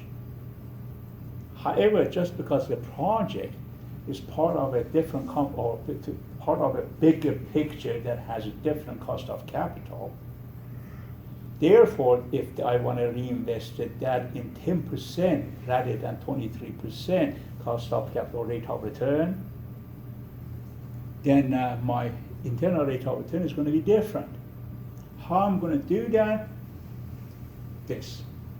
Basically, I'm going to be finding out what is the total cash value or cash flow that I'm going to have at the end of 3 years in this example.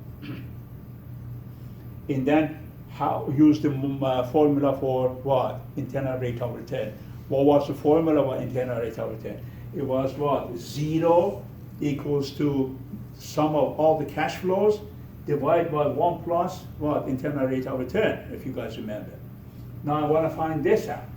So I have this, but this got to be 0. But this is not going to be 0 because we started with minus 100. So if I make this positive 100, that'd be 0 here. That determines MIRR, which is 16.5. Again, this is not as important. You're not going to have any question on it, but I have to talk about it just because it's there. Okay. Now, the last criteria of your investment in capital budgeting is called payback period. Payback period meaning is what?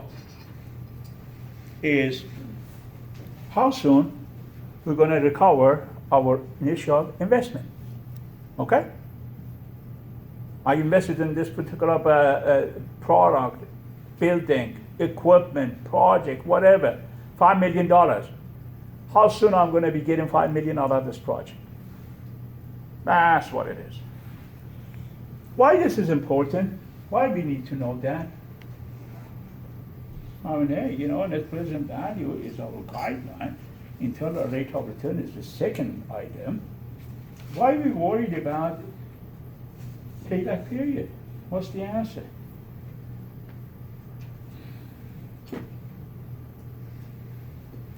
You don't want your money tied up in a project for too long. You want to use your money in different ways, or maybe somewhere else. I couldn't have said it better, Josh. Wonderful.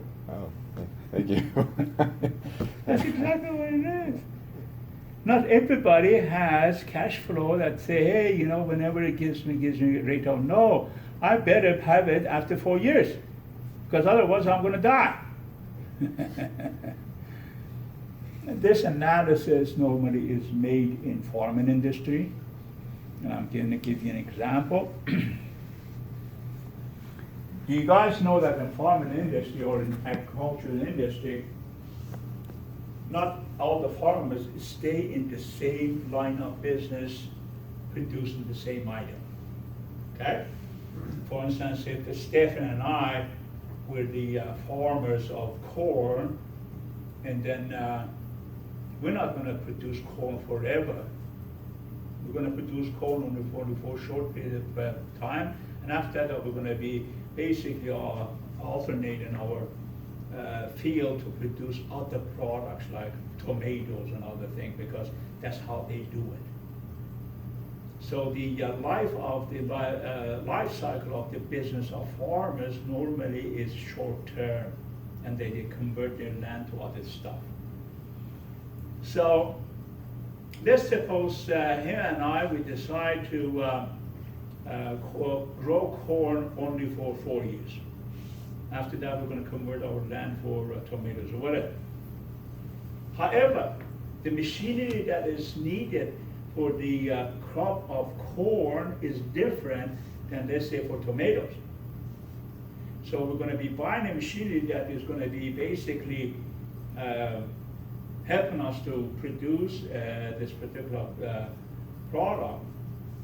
And after 4 years, basically, is we're not going to have any use for it.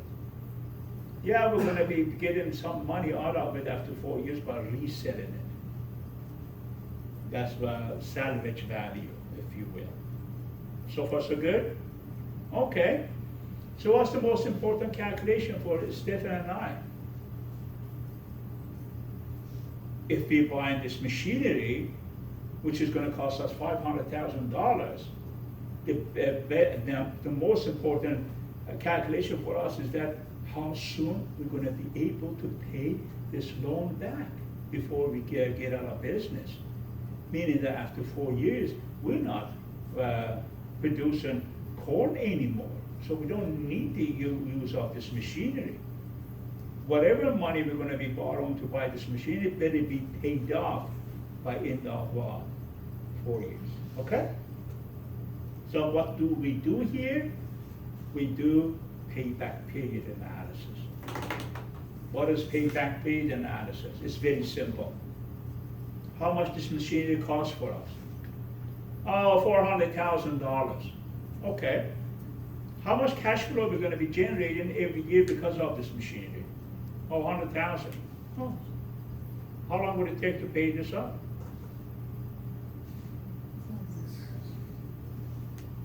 4 years. That's it. That's the analysis.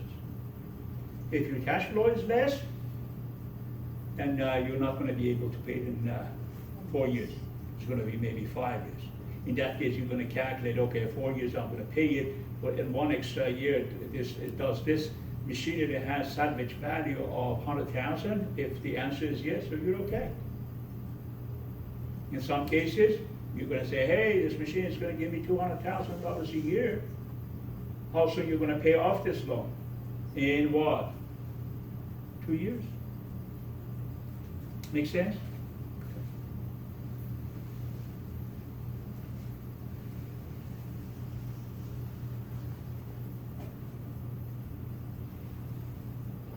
Here it is. It's a good example. This is for Project Long, the same project that we talked about. We worked on it. You invest in 100 million, getting 10 million first year, 60 million second year, and 80 million third year.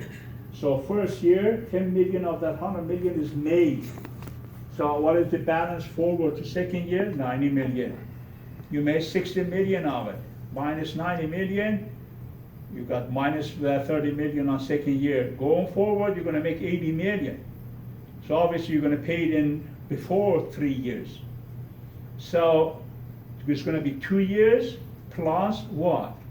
If you divide minus 30 by 80, meaning that the whatever remaining cash flow by the following cash flow, you're going to get the what? Fraction of the year. So 30 divided by 80 is 0.375 in terms of year. So basically, in 2.37 years, you're going to be able to pay back your 100 million. Okay?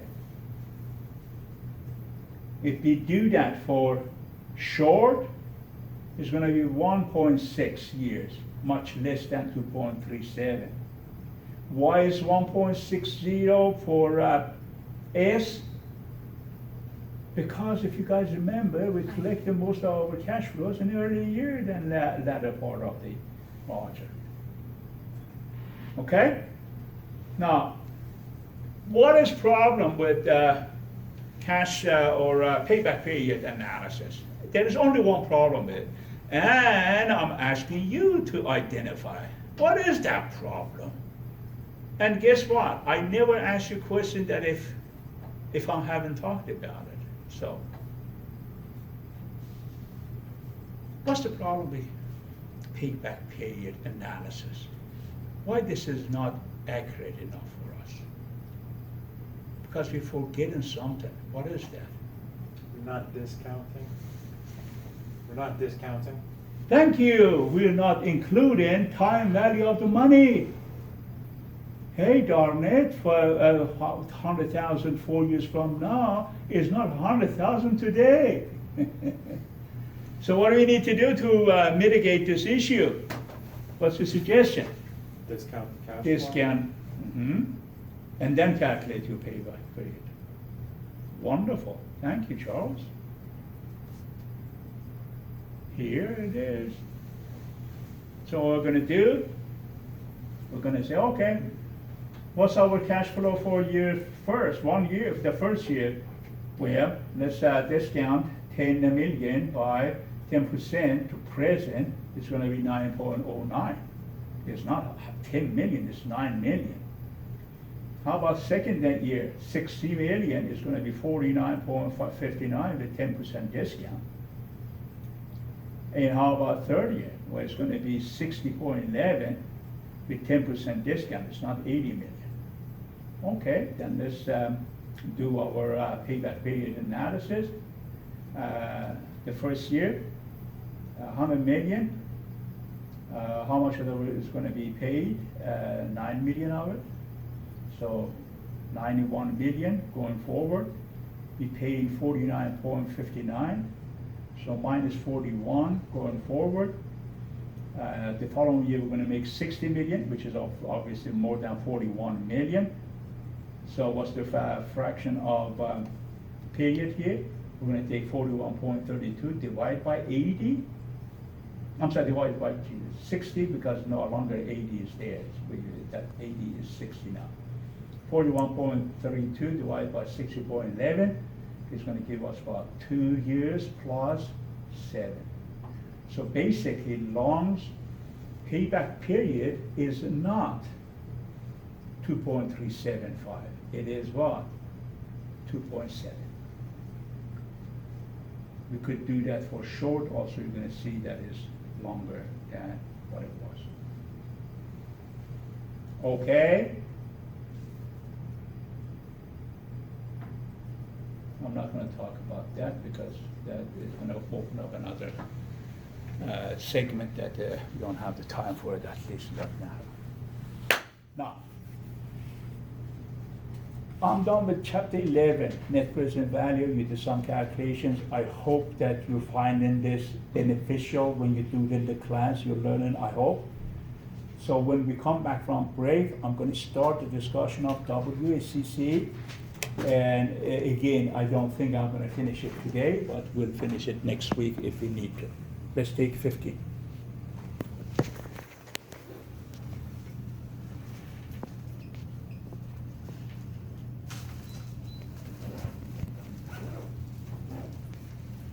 Is important because that is how you're going to be coming up with your capital structure policy. And most importantly, if you guys remember, I told you that without cost of capital, you cannot calculate your what? Investments, right? Why? Because we're going to use our cost of capital in this case to discount all our future values to present. So that is our discount rate. Now, we also talked about that, not only that we have to have a discount rate to discount our future cash flows to present, we also could use this rate to arbitrarily decide about what type of projects we would like to invest on. Well, what do I mean by that? If your cost of capital is 10%, you definitely want to invest in something that what? It yields you more than 10%. That's basically your hurdle rate, if you will. So, and I also said that WACC basically is source of your capital. Source of your capital meaning, folks, how do you raise money? How do you raise money is through different means. And again, I remember that in this class I talked about raising money, especially in terms of entrepreneurship. I don't know if you guys remember or not. So normally, every stage of your operation gives you the opportunity to raise capital in different ways. What do I mean by that? If you're a startup company, you're not going to issue stocks. Why not?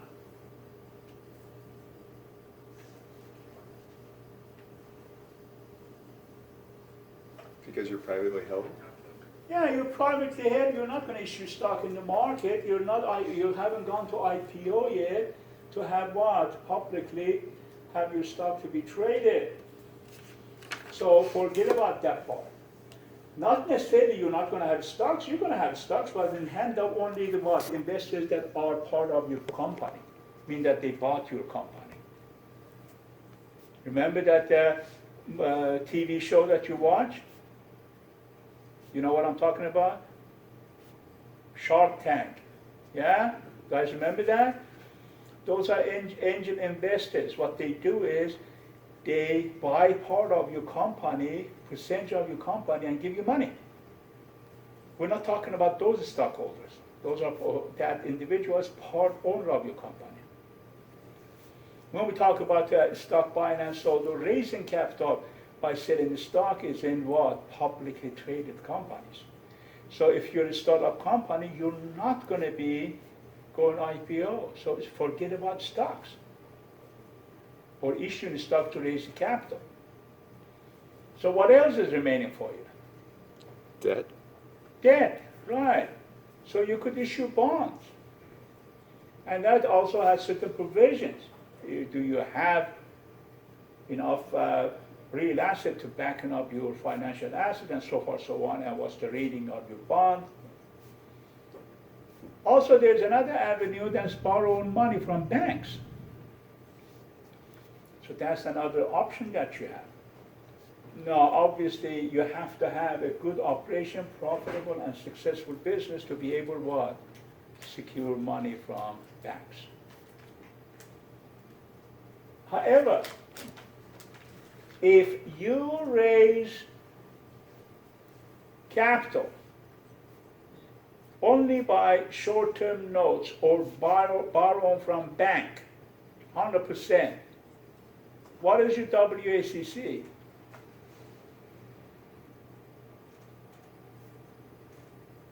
I want to think. That's why I'm asking this question. And it's the cost of your debt repayment, Which is? the interest. Yeah. So what are you going to calculate? Nothing. They told you it's 8%. You follow? So cost of capital becomes an issue when you're doing other things, like what? Issuing stock, issuing bonds, and also issuing preferred stock, also may have to borrow money, short-term notes, so forth, so on. If you're a combination of all these, you have to then calculate a few things here, because you don't know what it is. Follow? Okay. So we're going to talk about that. But before I start on this particular chapter from your book, let me just show you the bigger picture and to develop a better understanding. And for that, I'm going to ask my friend to help me out. Right. Thank you, sir.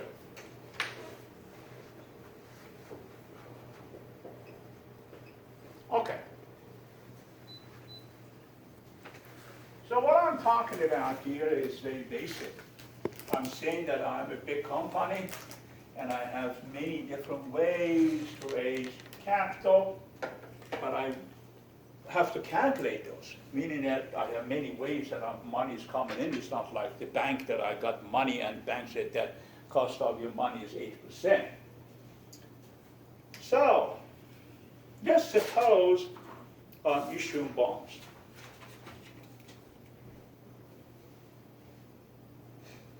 And I say 50% out what I need, I'm going to issue bonds for it. So weight of my debt, bond is debt, isn't it? Or am I mistaken? It's debt, right? Okay, good. Weight of my debt, weight means percentage here, multiplied by the cost of debt. What is cost of debt here in bond? 8%? It was 8%? Is that what you said? No, it's not the percentage that we do know. It is what? Expected rate of return. Coupon rate. How much we're going to pay the payment for the bondholder. That's how much it's going to cost you, isn't it? It's the same as you borrow money from bank. What are you paying to bank? 8%. What is that? Interest rate. Well, bond also has an interest rate. You're paying the bondholder. Okay, so yeah, well, you said that 8% or 10%. Yeah, it could be 10%, but that is basically coupon rate. Does it also depend on how much they pay to purchase the bond from you? Because they don't have to buy it at face value, do they? No, cost of bond is basically the coupon rate. But don't you also have to pay a face value at the end, and it could potentially be more than? No, never is going to be more. If you bought it for 1,000, you're going to get 1,000 only, regardless of what had happened in the Well, middle. what if they bought it for 900? 900, then you're going to get 900. Bonds.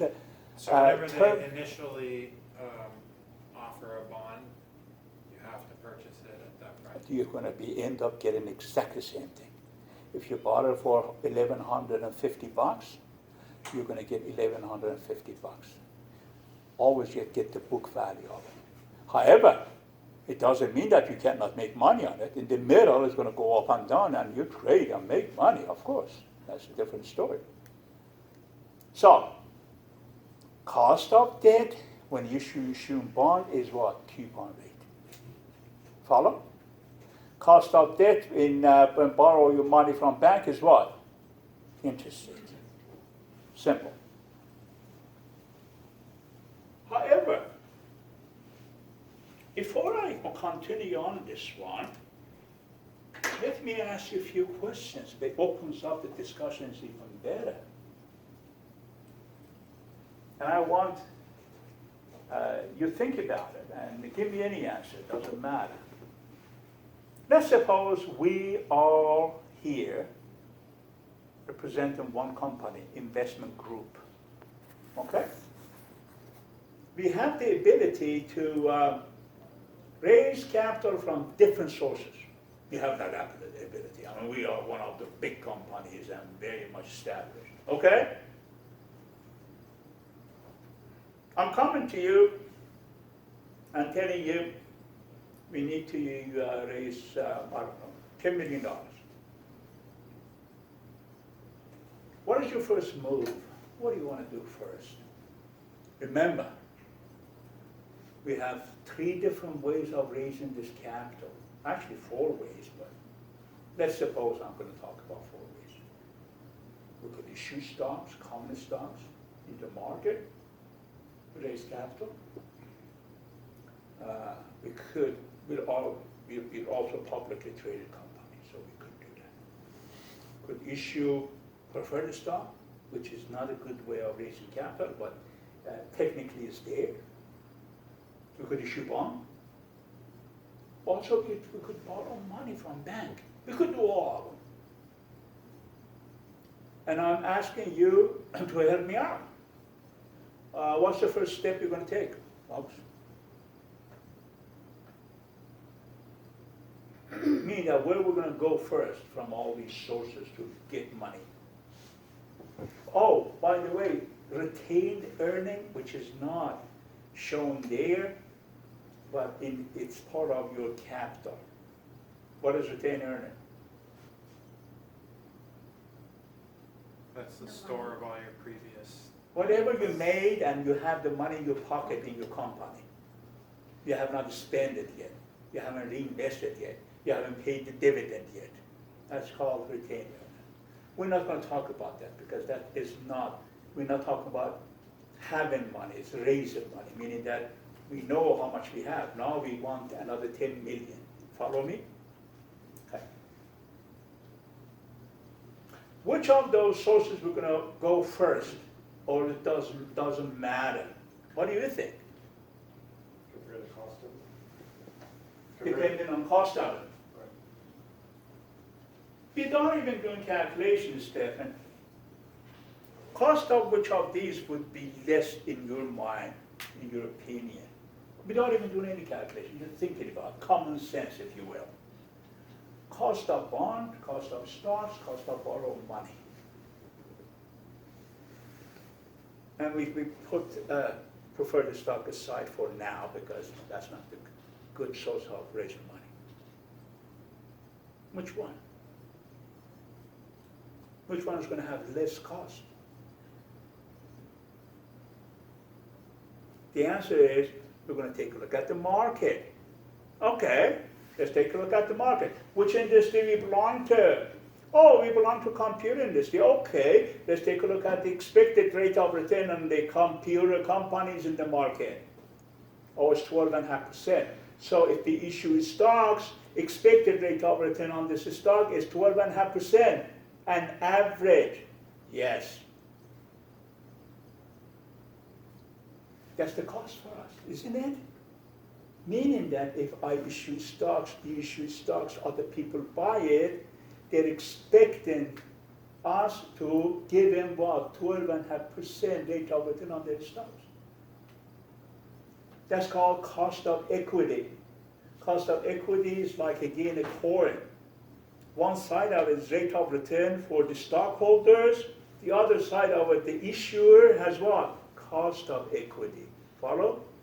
12.5% they're getting, but I'm obligated to pay what?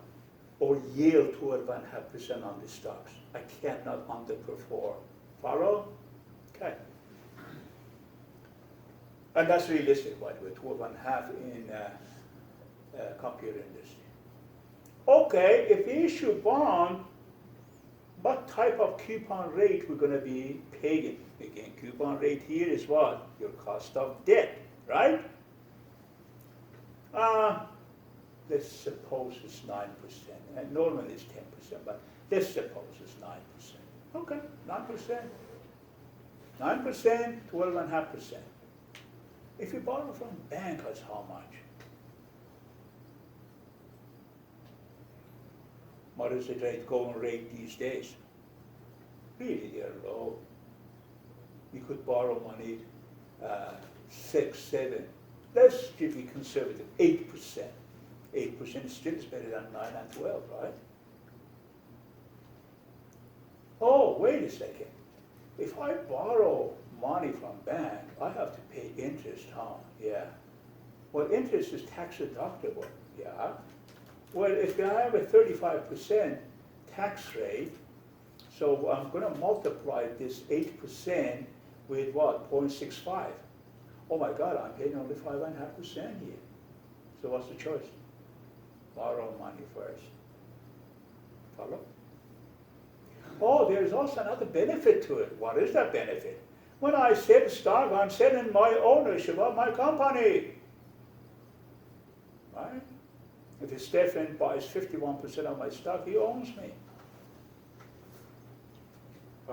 Is payment of coupons, is that considered interest expense, or would that be like long-term debt? That would be interest expense or what? Or would it be considered interest expense or long-term debt? Because what I'm wondering is it tax deductible? That is tax deductible. You pay interest on bond, basically is tax deductible. The only thing that it's not tax deductible is dividend yield. Because other ones are interest. Coupon rate is interest. Cost of debt, you tax deductible. But borrowing from bank basically is a good example for all of us to know that, hey, tax deductible here, so we have to deduct taxes. We also could deduct taxes from our cure interest that we pay, or payment that we pay to our bondholders. So, you see 5.5% versus what? 9% and 12% and even 9%, they say when we adjusted taxes, still is what? More than, obviously, 8%. We're not selling our ownership. Rate is cheaper, and also what? Tax deductible. So that's preferred way of borrowing money, is the preferred way of raising capital, folks. That's what I'm getting at. Wait a second. Then, if that's the case, how come all the companies are not financing and raising capital 100% by borrowing money? What's the answer to that? Debt covenants? Huh? Debt covenants? You don't want to violate, never mind. There's no violation here. Oh, I thought if your debt ratio goes too high, you're violating a debt covenant, you know? Yeah, but it's not something illegal.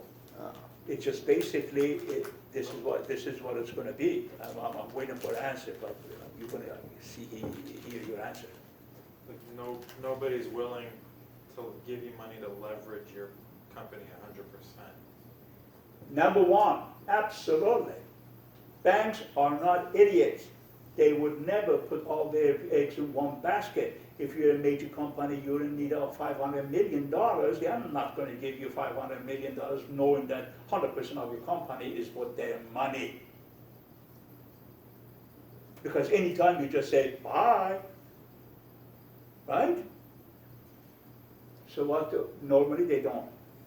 However, even if you want to raise most of your capital by banks, let's say 60, 70, 80%, I want to have 80%, banks may give you that. No problem with that. But what's the rate? 18%, not 8%, buddy. Follow? Why is 18%? Because you're risky now. If you had 20% debt, I would have given you 8%. 25, 8.5%. 80% is 18. Actually, some banks even offer 24% interest on certain debts.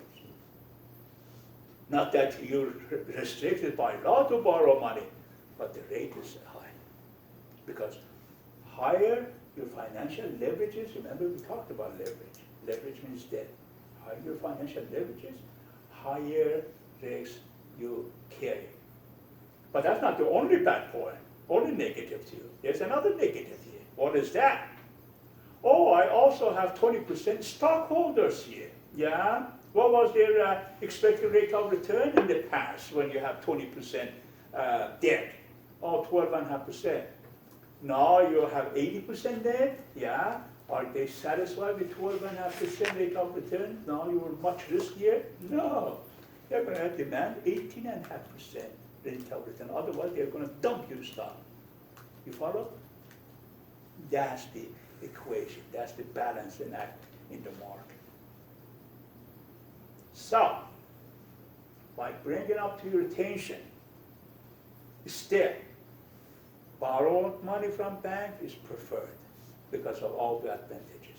Tax deductibility, low rate, and not having the ownership.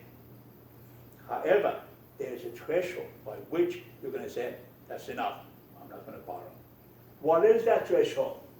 I'm going to spend the whole week talking about it. I'm going to show you how you calculate that. There's a method. In finance, we have method for everything, okay? So I'm going to show you how to do that next week. But this week, I'm just going to tell you that's the reason why people do not go to bank to finance themselves 100% and raise the capital like that. The best way of, well, I shouldn't say best or worst, depends on the company and industry, but most commonly used source of raising capital is stock, common stocks. And that prompts you, or that causes you to focus on what? On the biggest ratio of life, which is called ROE? Thank you. That's why all the companies, major companies, just because majority of their capital has been raised by stocks, their number one priority is what? To increase the value of those stocks. Increase your ROE. Okay? All right.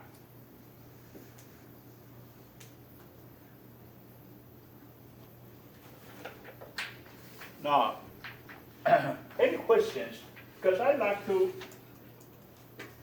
make sure that you're with us, we're on the same page before I move on, because some of these, we have to really grasp the very root of the concept before we move forward. If we don't, we move forward, basically it's going to be a lost cause. We're not going to be really capturing everything. Because as I said in the beginning of this course is like built in like brick on brick every day. We're built in on it. It's like, remember what I said, it's like jigsaw puzzle. We're putting it together every week, add into it. But guess what? At the end, we're going to see that big picture, right? So if we miss any or any part of this puzzle in any week, then big picture is not going to be evident. So I want to make sure that everything that we talk about, we got it 100%. Okay? All right, let's move. All right, so let's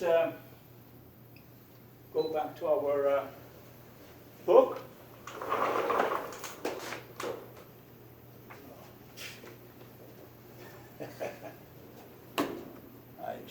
I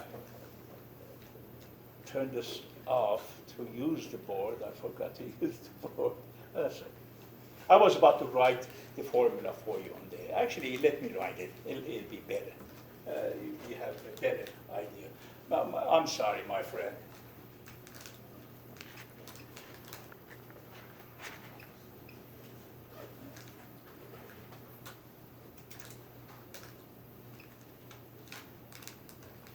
Okay, so in continuation of what I started here, that's why I forgot to continue on. I'm not getting old, or I guess. All right, so weight of your debt multiplied by what? Cost or rate of your debt. So cost of debt here is binomial the rate, right? Remember what I said, cost of bond is what? Coupon rate, so it's a rate, okay? But didn't we say that your debt, interest on debt is tax deductible? Yeah. Even in the bond? Yeah. Okay.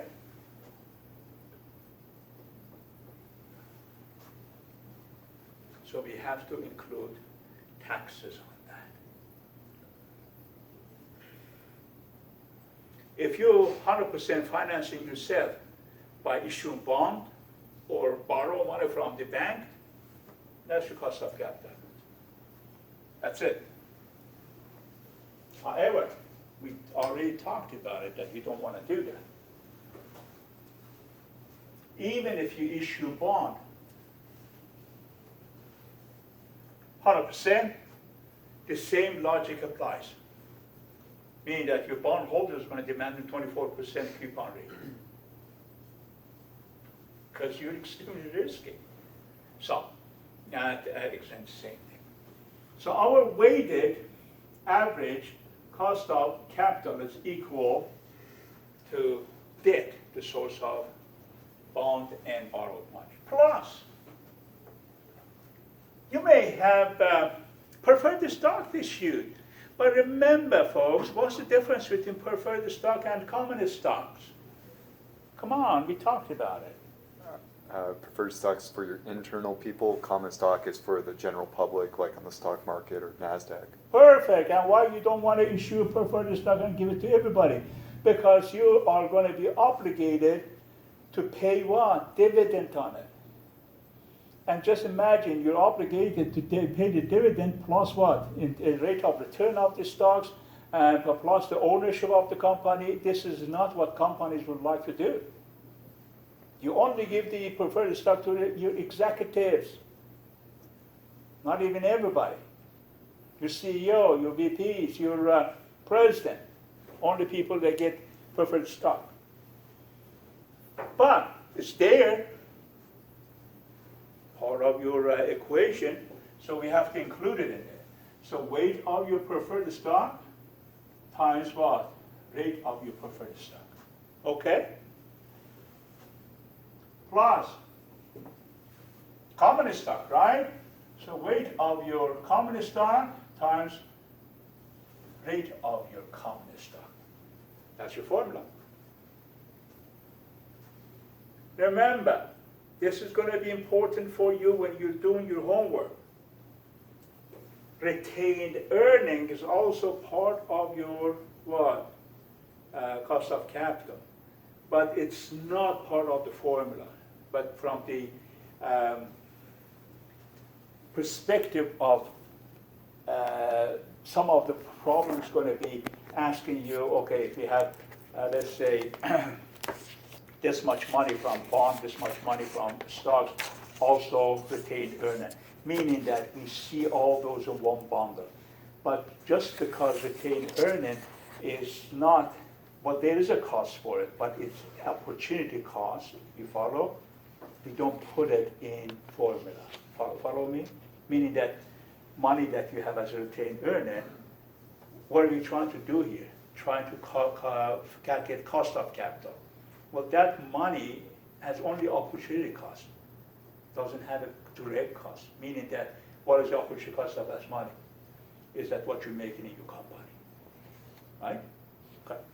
So that's not included here. That's opportunity cost. But these are direct costs. Okay, so let's suppose I say, please calculate this. I'm going to say, I have 30% debt. Let's say I issued bond, and I'm obligated to pay 10% on my bond. My tax rate is 35%. And I have 10% of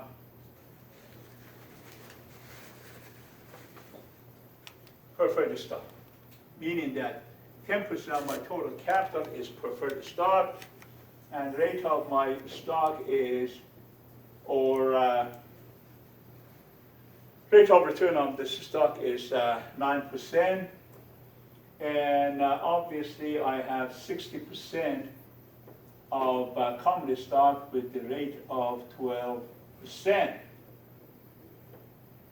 What is my cost of capital? Can you calculate that, please?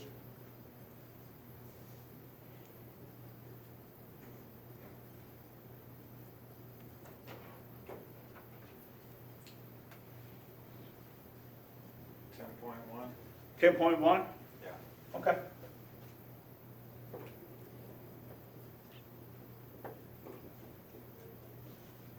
Okay?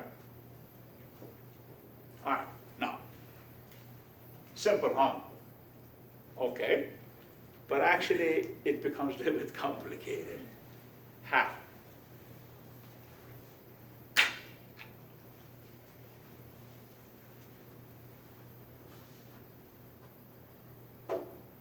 Where do I get these numbers? I just made it up, right? In reality, you don't make it up.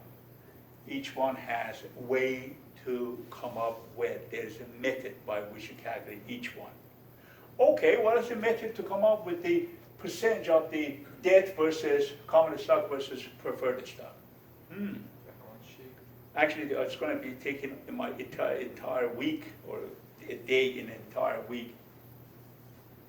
The day in a week to show you that. You're going to see that next week. I'm going to show you how to come up with the weight of each of these components of WACC. Why I'm not doing it today? Because it's going to take me at least an hour and a half to 2 hours to do that. Okay? But we're going to leave that for next week. Today, we're going to determine this. Tax is always given to us, so there's no calculation there.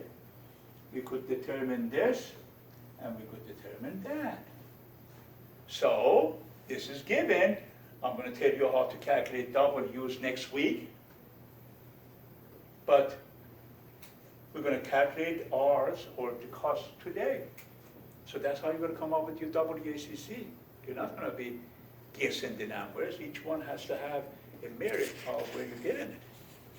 Okay? All right. How do we determine RD?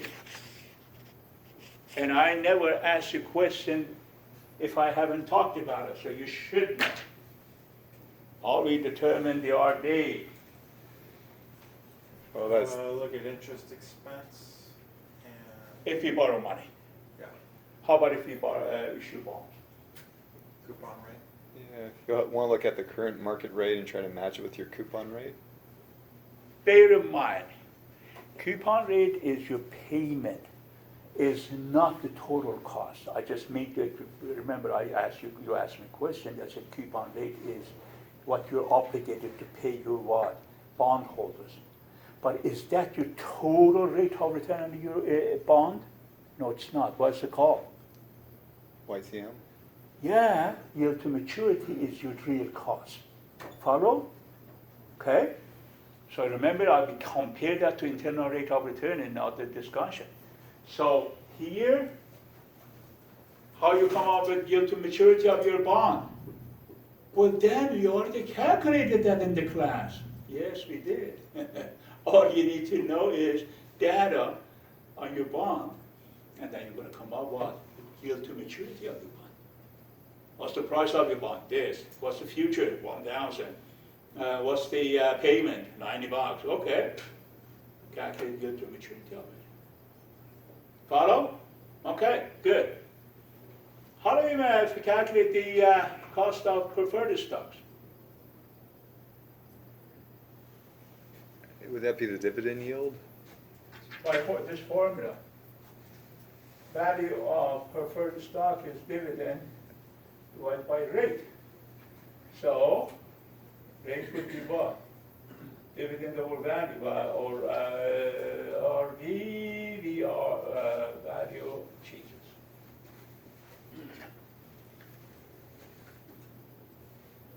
So yours here would be dividend over V. So basically, this formula you're going to use for R, RP. That's your preferred stock formula. Preferred.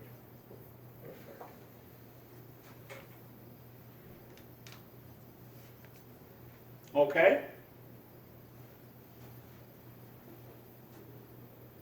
Okay, we got the RP. How about RS?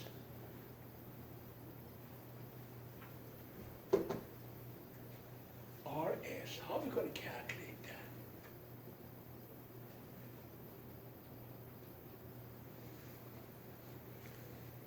that? Then you want to find out the number of shares outstanding and then multiply it by the market price?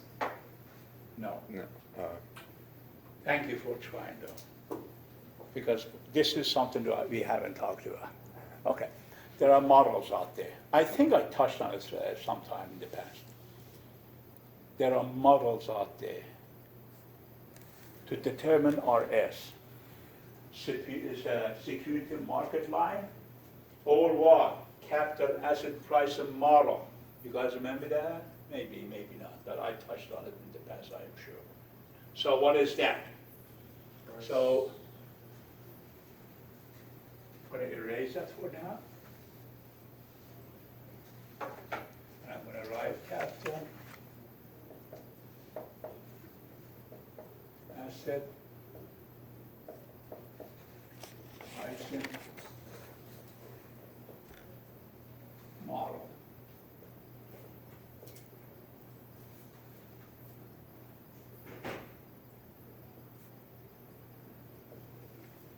This is the same as security market line. So if somebody says security market line, they're referring to capital asset pricing model. Okay? What is this? This is basically determining the RS for any stock.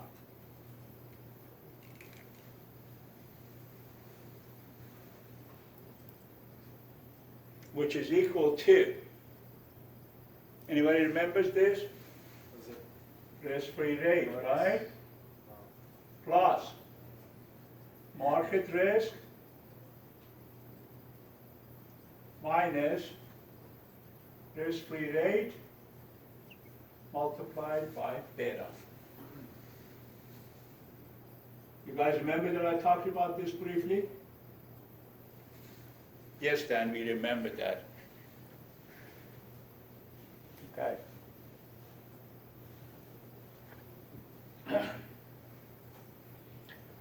So far, so good.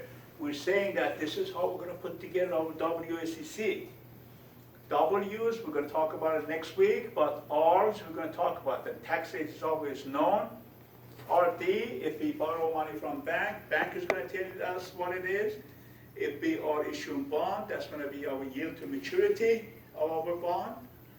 RP is going to be determined the formula that I showed you. Value or price of bond is, or price of preferred stock is equal to dividend divided by rate of it. So rate would be dividend divided by price of it. And finally, RS. RS is a little bit more elaborate. It's not simple. So we're going to use capital asset pricing model. So what is this? Do we know all these variables in that RS? Kinda. Let's talk about it. Risk-free rate, what is it? You know that. We talked about these stuff. Charles knows. Yes, you do. Yeah. Remember this?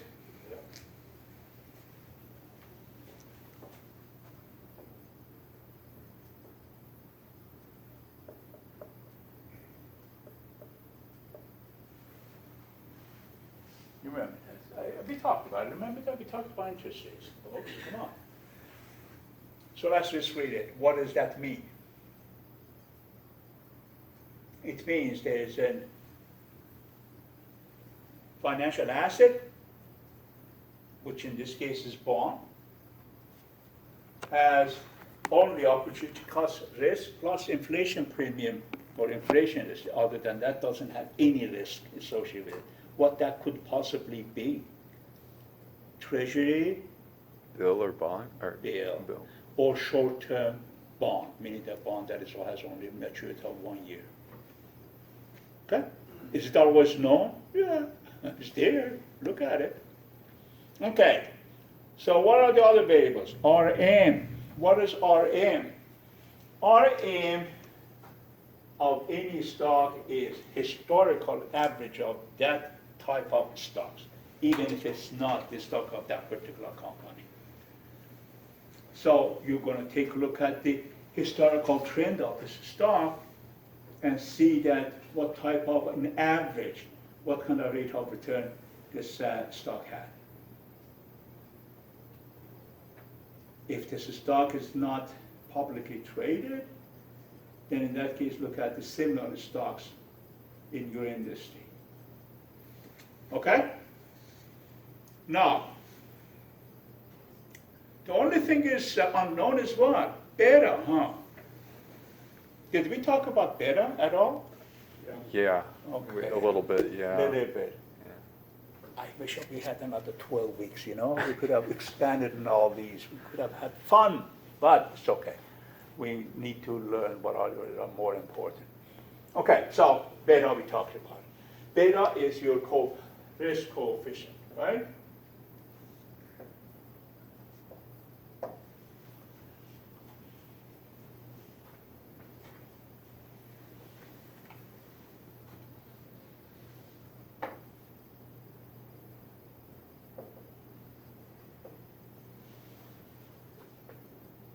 Okay. So, how do we determine that? Isn't it too complicated? Don't you have analysts determining your beta? Don't they have to do all the calculations? Did we talk? Did I show this in your book at all or not yet? Did we review this? Okay. There'd be a covariance, right, between the stock's price and the market average. Exactly. So like you historical data. exactly. So you got the idea. Let me just repeat again, refresh your mind. If you know how to calculate it, not everybody does, meaning that if you have a little shop and or the company and nobody really good in math, you're not going to be figuring this out. Why? Because it takes linear regression analysis. And linear regression analysis is not something that everybody could easily do. If you do have the knowledge, then you're going to do that. Of course, all the big companies do have the knowledge and they do it, and they have their own data. However, if you are a small company or you don't know how to figure this out, it's okay. Actually, a lot of companies are doing this. Take a look at your neighbor. Who is the neighbor? In what industry you are? Oh, I'm in the microchip industry. Okay. Do you have any similar company to you that is publicly traded? Yes. Okay, take a look at their beta. What is it? It's 1.21. Use it. That's good enough. Do all the companies to have exactly the same beta in same industry? No, but they are very similar to each other. Let's say in computer industry, if Microsoft is 1.21, Apple would be 1.20. Or another company would be 1.22. Why? Because average rate of return of this particular stock in that industry are almost the same. The whole industry may go down and may go up. It's very odd that all the companies are doing well, all of a sudden one company drops. Very unlikely. You follow? Okay, so use other companies better. And it's okay. And all the betas of all the industries are published. So you know. We have everything there? Yep, we do. Can we come up with RS? Yes, we can. Okay, I'm going to give you an example. You're going to do it. I'm going to say, currently, risk-free rate in the market is 6%.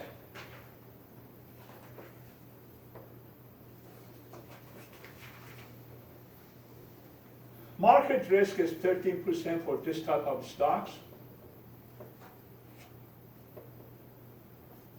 And beta for this particular industry, or in particular the stock, is 1.5. What is the rate of the stock?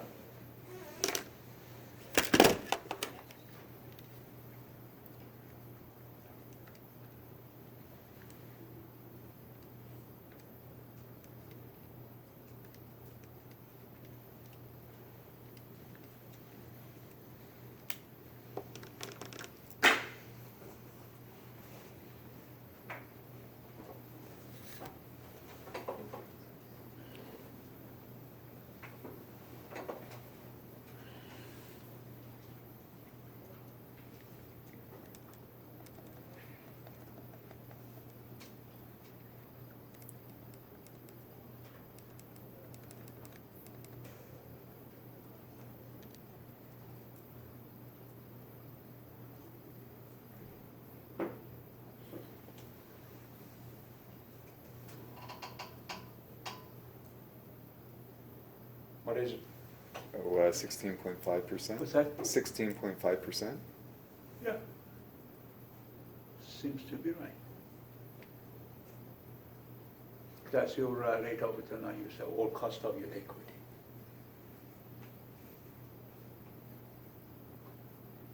Okay? So far so good? For next 20 minutes, I'm going to show you a scenario in the book, in your book. And I'm going to ask you to put together WACC for this, okay? So for that, again, I'm going to ask the favor from Stefan to turn off the light, to display the data for you. Now, there are a couple of things here that I talked about it in the past, and to just refresh your memory, I don't know if I talked about this in particular or not, but you're going to see it in just, it's very simple. Before we get to that scenario, your capital, I talked about this. Your capital comes from three different sources: debt, preferred stock, and common stock. However, I said debt has two faces or two sources. One is borrowed money, the other one is what? Bond. Also, your common equity or your total equity is in two different ways. It's common stocks and retained earning. You see here we have retained earning. So those are called common equity. That includes your stocks and your retained earning. And this is the formula that I displayed to you earlier. Now, we'll talk about those later. The W's, I said I'm going to talk about it next week, so we're going to ignore that, but this is what I want you to do. Folks, let's suppose you are a consultant and a company that doesn't know really to calculate some of their cost of capital, WACC. They have really a difficult time of coming up with their own cost of capital. They're asking you to determine their WACC, okay? Now, these are the information they provided for you. And of course, you could ask for it, or if even they don't know it, you could extract that from what? From their books and financial statements.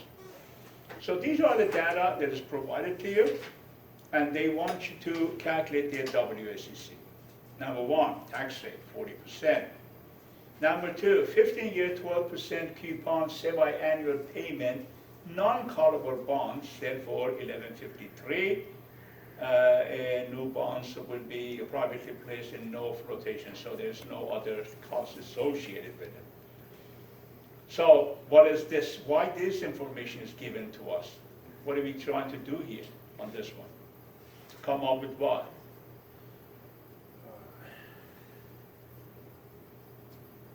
Maturity? Cost of debt, right? Cost of our bond, yield to maturity. Thank you, Charles. So all the information is given to you. Remember what I said in the past. When the future value or par value of the bond is not stated, you're always going to be assumed what? It is 1,000. 1,000, thank you. So your future value here is 1,000. Your present value is 1153. Your bond is 15 years and 12% coupon rate. However, it says semi-annual. So what are we going to do here? Your 15 years is going to be how much? 30. 30. Your coupon rate is going to be what? 60. 6%, exactly. And when you come up with the yield to maturity, what are you going to do with it? Multiply by 2. Everybody's with me? Okay, good. Next set of the data is given to us as 10%, 100%, I'm sorry, 10% $100 par value quarterly dividend, perpetual preferred stock sales for $111.10. Why this information is given to us? To calculate what? Cost of preferred stock, right? So it says preferred stock right there. So what do we need to do here? We're going to come up with the rate of it. Rate of it is how we're going to determine rate of it. Dan said it earlier, said what? If you divide the, what? Dividend. Dividend divided by what? The price, you're going to come up with the rate. So what is our dividend here? 419. What? Par value $100, a 10% quarterly dividend. Okay, so quarterly dividend is 10%. Actually, here it's kind of silly. It should be this doesn't matter. It's paying quarterly dividend or paying annual dividend. So it's basically it's $10 divided by 111. That's what it is. Okay. Next, common stock sales for $50, and the dividend paid 4.19, and growth rate is 5%. Why are we getting this information? What are we going to use this for?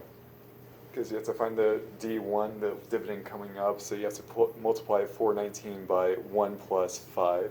Right? So that gives us what? What are we getting out of this? What's unknown here? Oh, the price of the stock. Price is given. Wait. Oh, no, I'm sorry, the rate. The Right. rate, thank you. Okay, so basically it's giving us two different ways of figuring out the rate of the stock. And you're gonna see that they are gonna be almost the same anyways. Next, beta is 1.2, risk-free rate is 7%, risk of market is 6%. Why are we given this information? Oh, to calculate the CAPM? Yay, thank you. So that's exactly what RS is also going to be calculated by this method. Okay? Forget about the bond yield risk premium. I'll show you what it is, but at this time it's kind of irrelevant. Now finally, don't you want to know the W's? But W's are given to you here. We're going to talk about this, how you calculate this next week. But for now, it's given to you. Hey, W of debt is 30%, W of preferred stock 10%, W of common stock is 60%. Can you put together the cost of capital for this company? Yes, you could.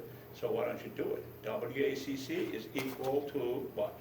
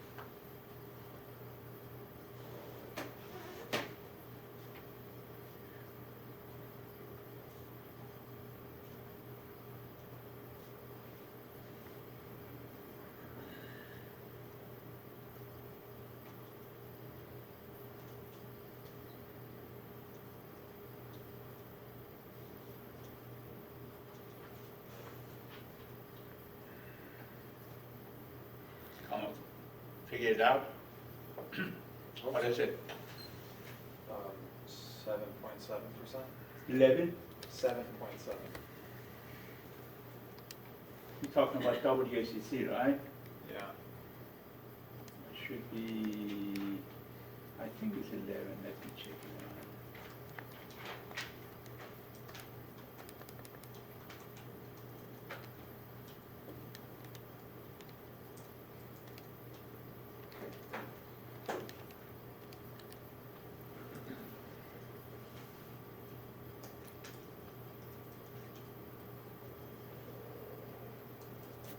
Here it is, 11.21.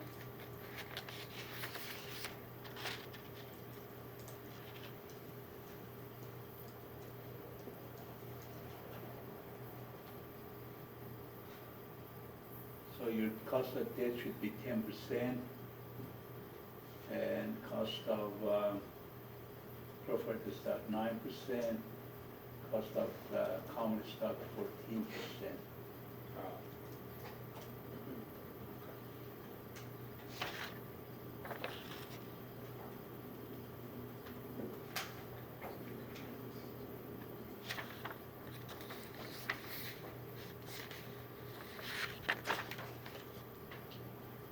Can we go back to the other slide? I need to see the common stock.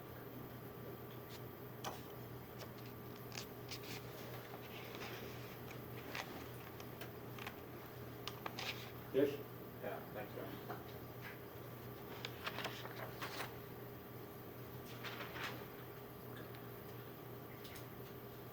Okay, what am I gonna ask you to do is that complete this at home, bring it back next week, and we're gonna share some notes to see if everybody has done it correctly, okay? All right, so since we run out of time, I don't wanna keep you beyond the hours. However, do you have any questions at this time? Yeah. About anything? Yes, sir. How did you get that 14% for the RS? Yeah, because So what you come up with? I got, well, for using the DCF model, I got a 8.799%. No. Oh, You see, okay. you put 3 models that you're gonna be using. One of them I said that ignore, that was the bond yield risk premium. Yeah. So ignoring that, you have 2 methods by which you're gonna come up with the rate. One is 13.9, the other one is 14.1. So average it out, it'll be 14. Okay. Now, we'll do it on the board next week. Oh, okay. But do it one more time, see if you come up with 14%. If not, we're gonna do it on the board. Oh, okay. Sounds good. Okay, so next week I'm going to continue on this discussion, finish it, and then I'm going to show you how to do the W's for this particular discussion. And if time remaining next week, then I'll start on the other topics. So still we got a bunch of stuff to learn. Okay, did I beat you up enough tonight? Okay, let's have a wonderful night. I'll see you guys next week. Yes, how are you? The assignment for this week is 10 and 11. 10, 11. Yeah. So we didn't finish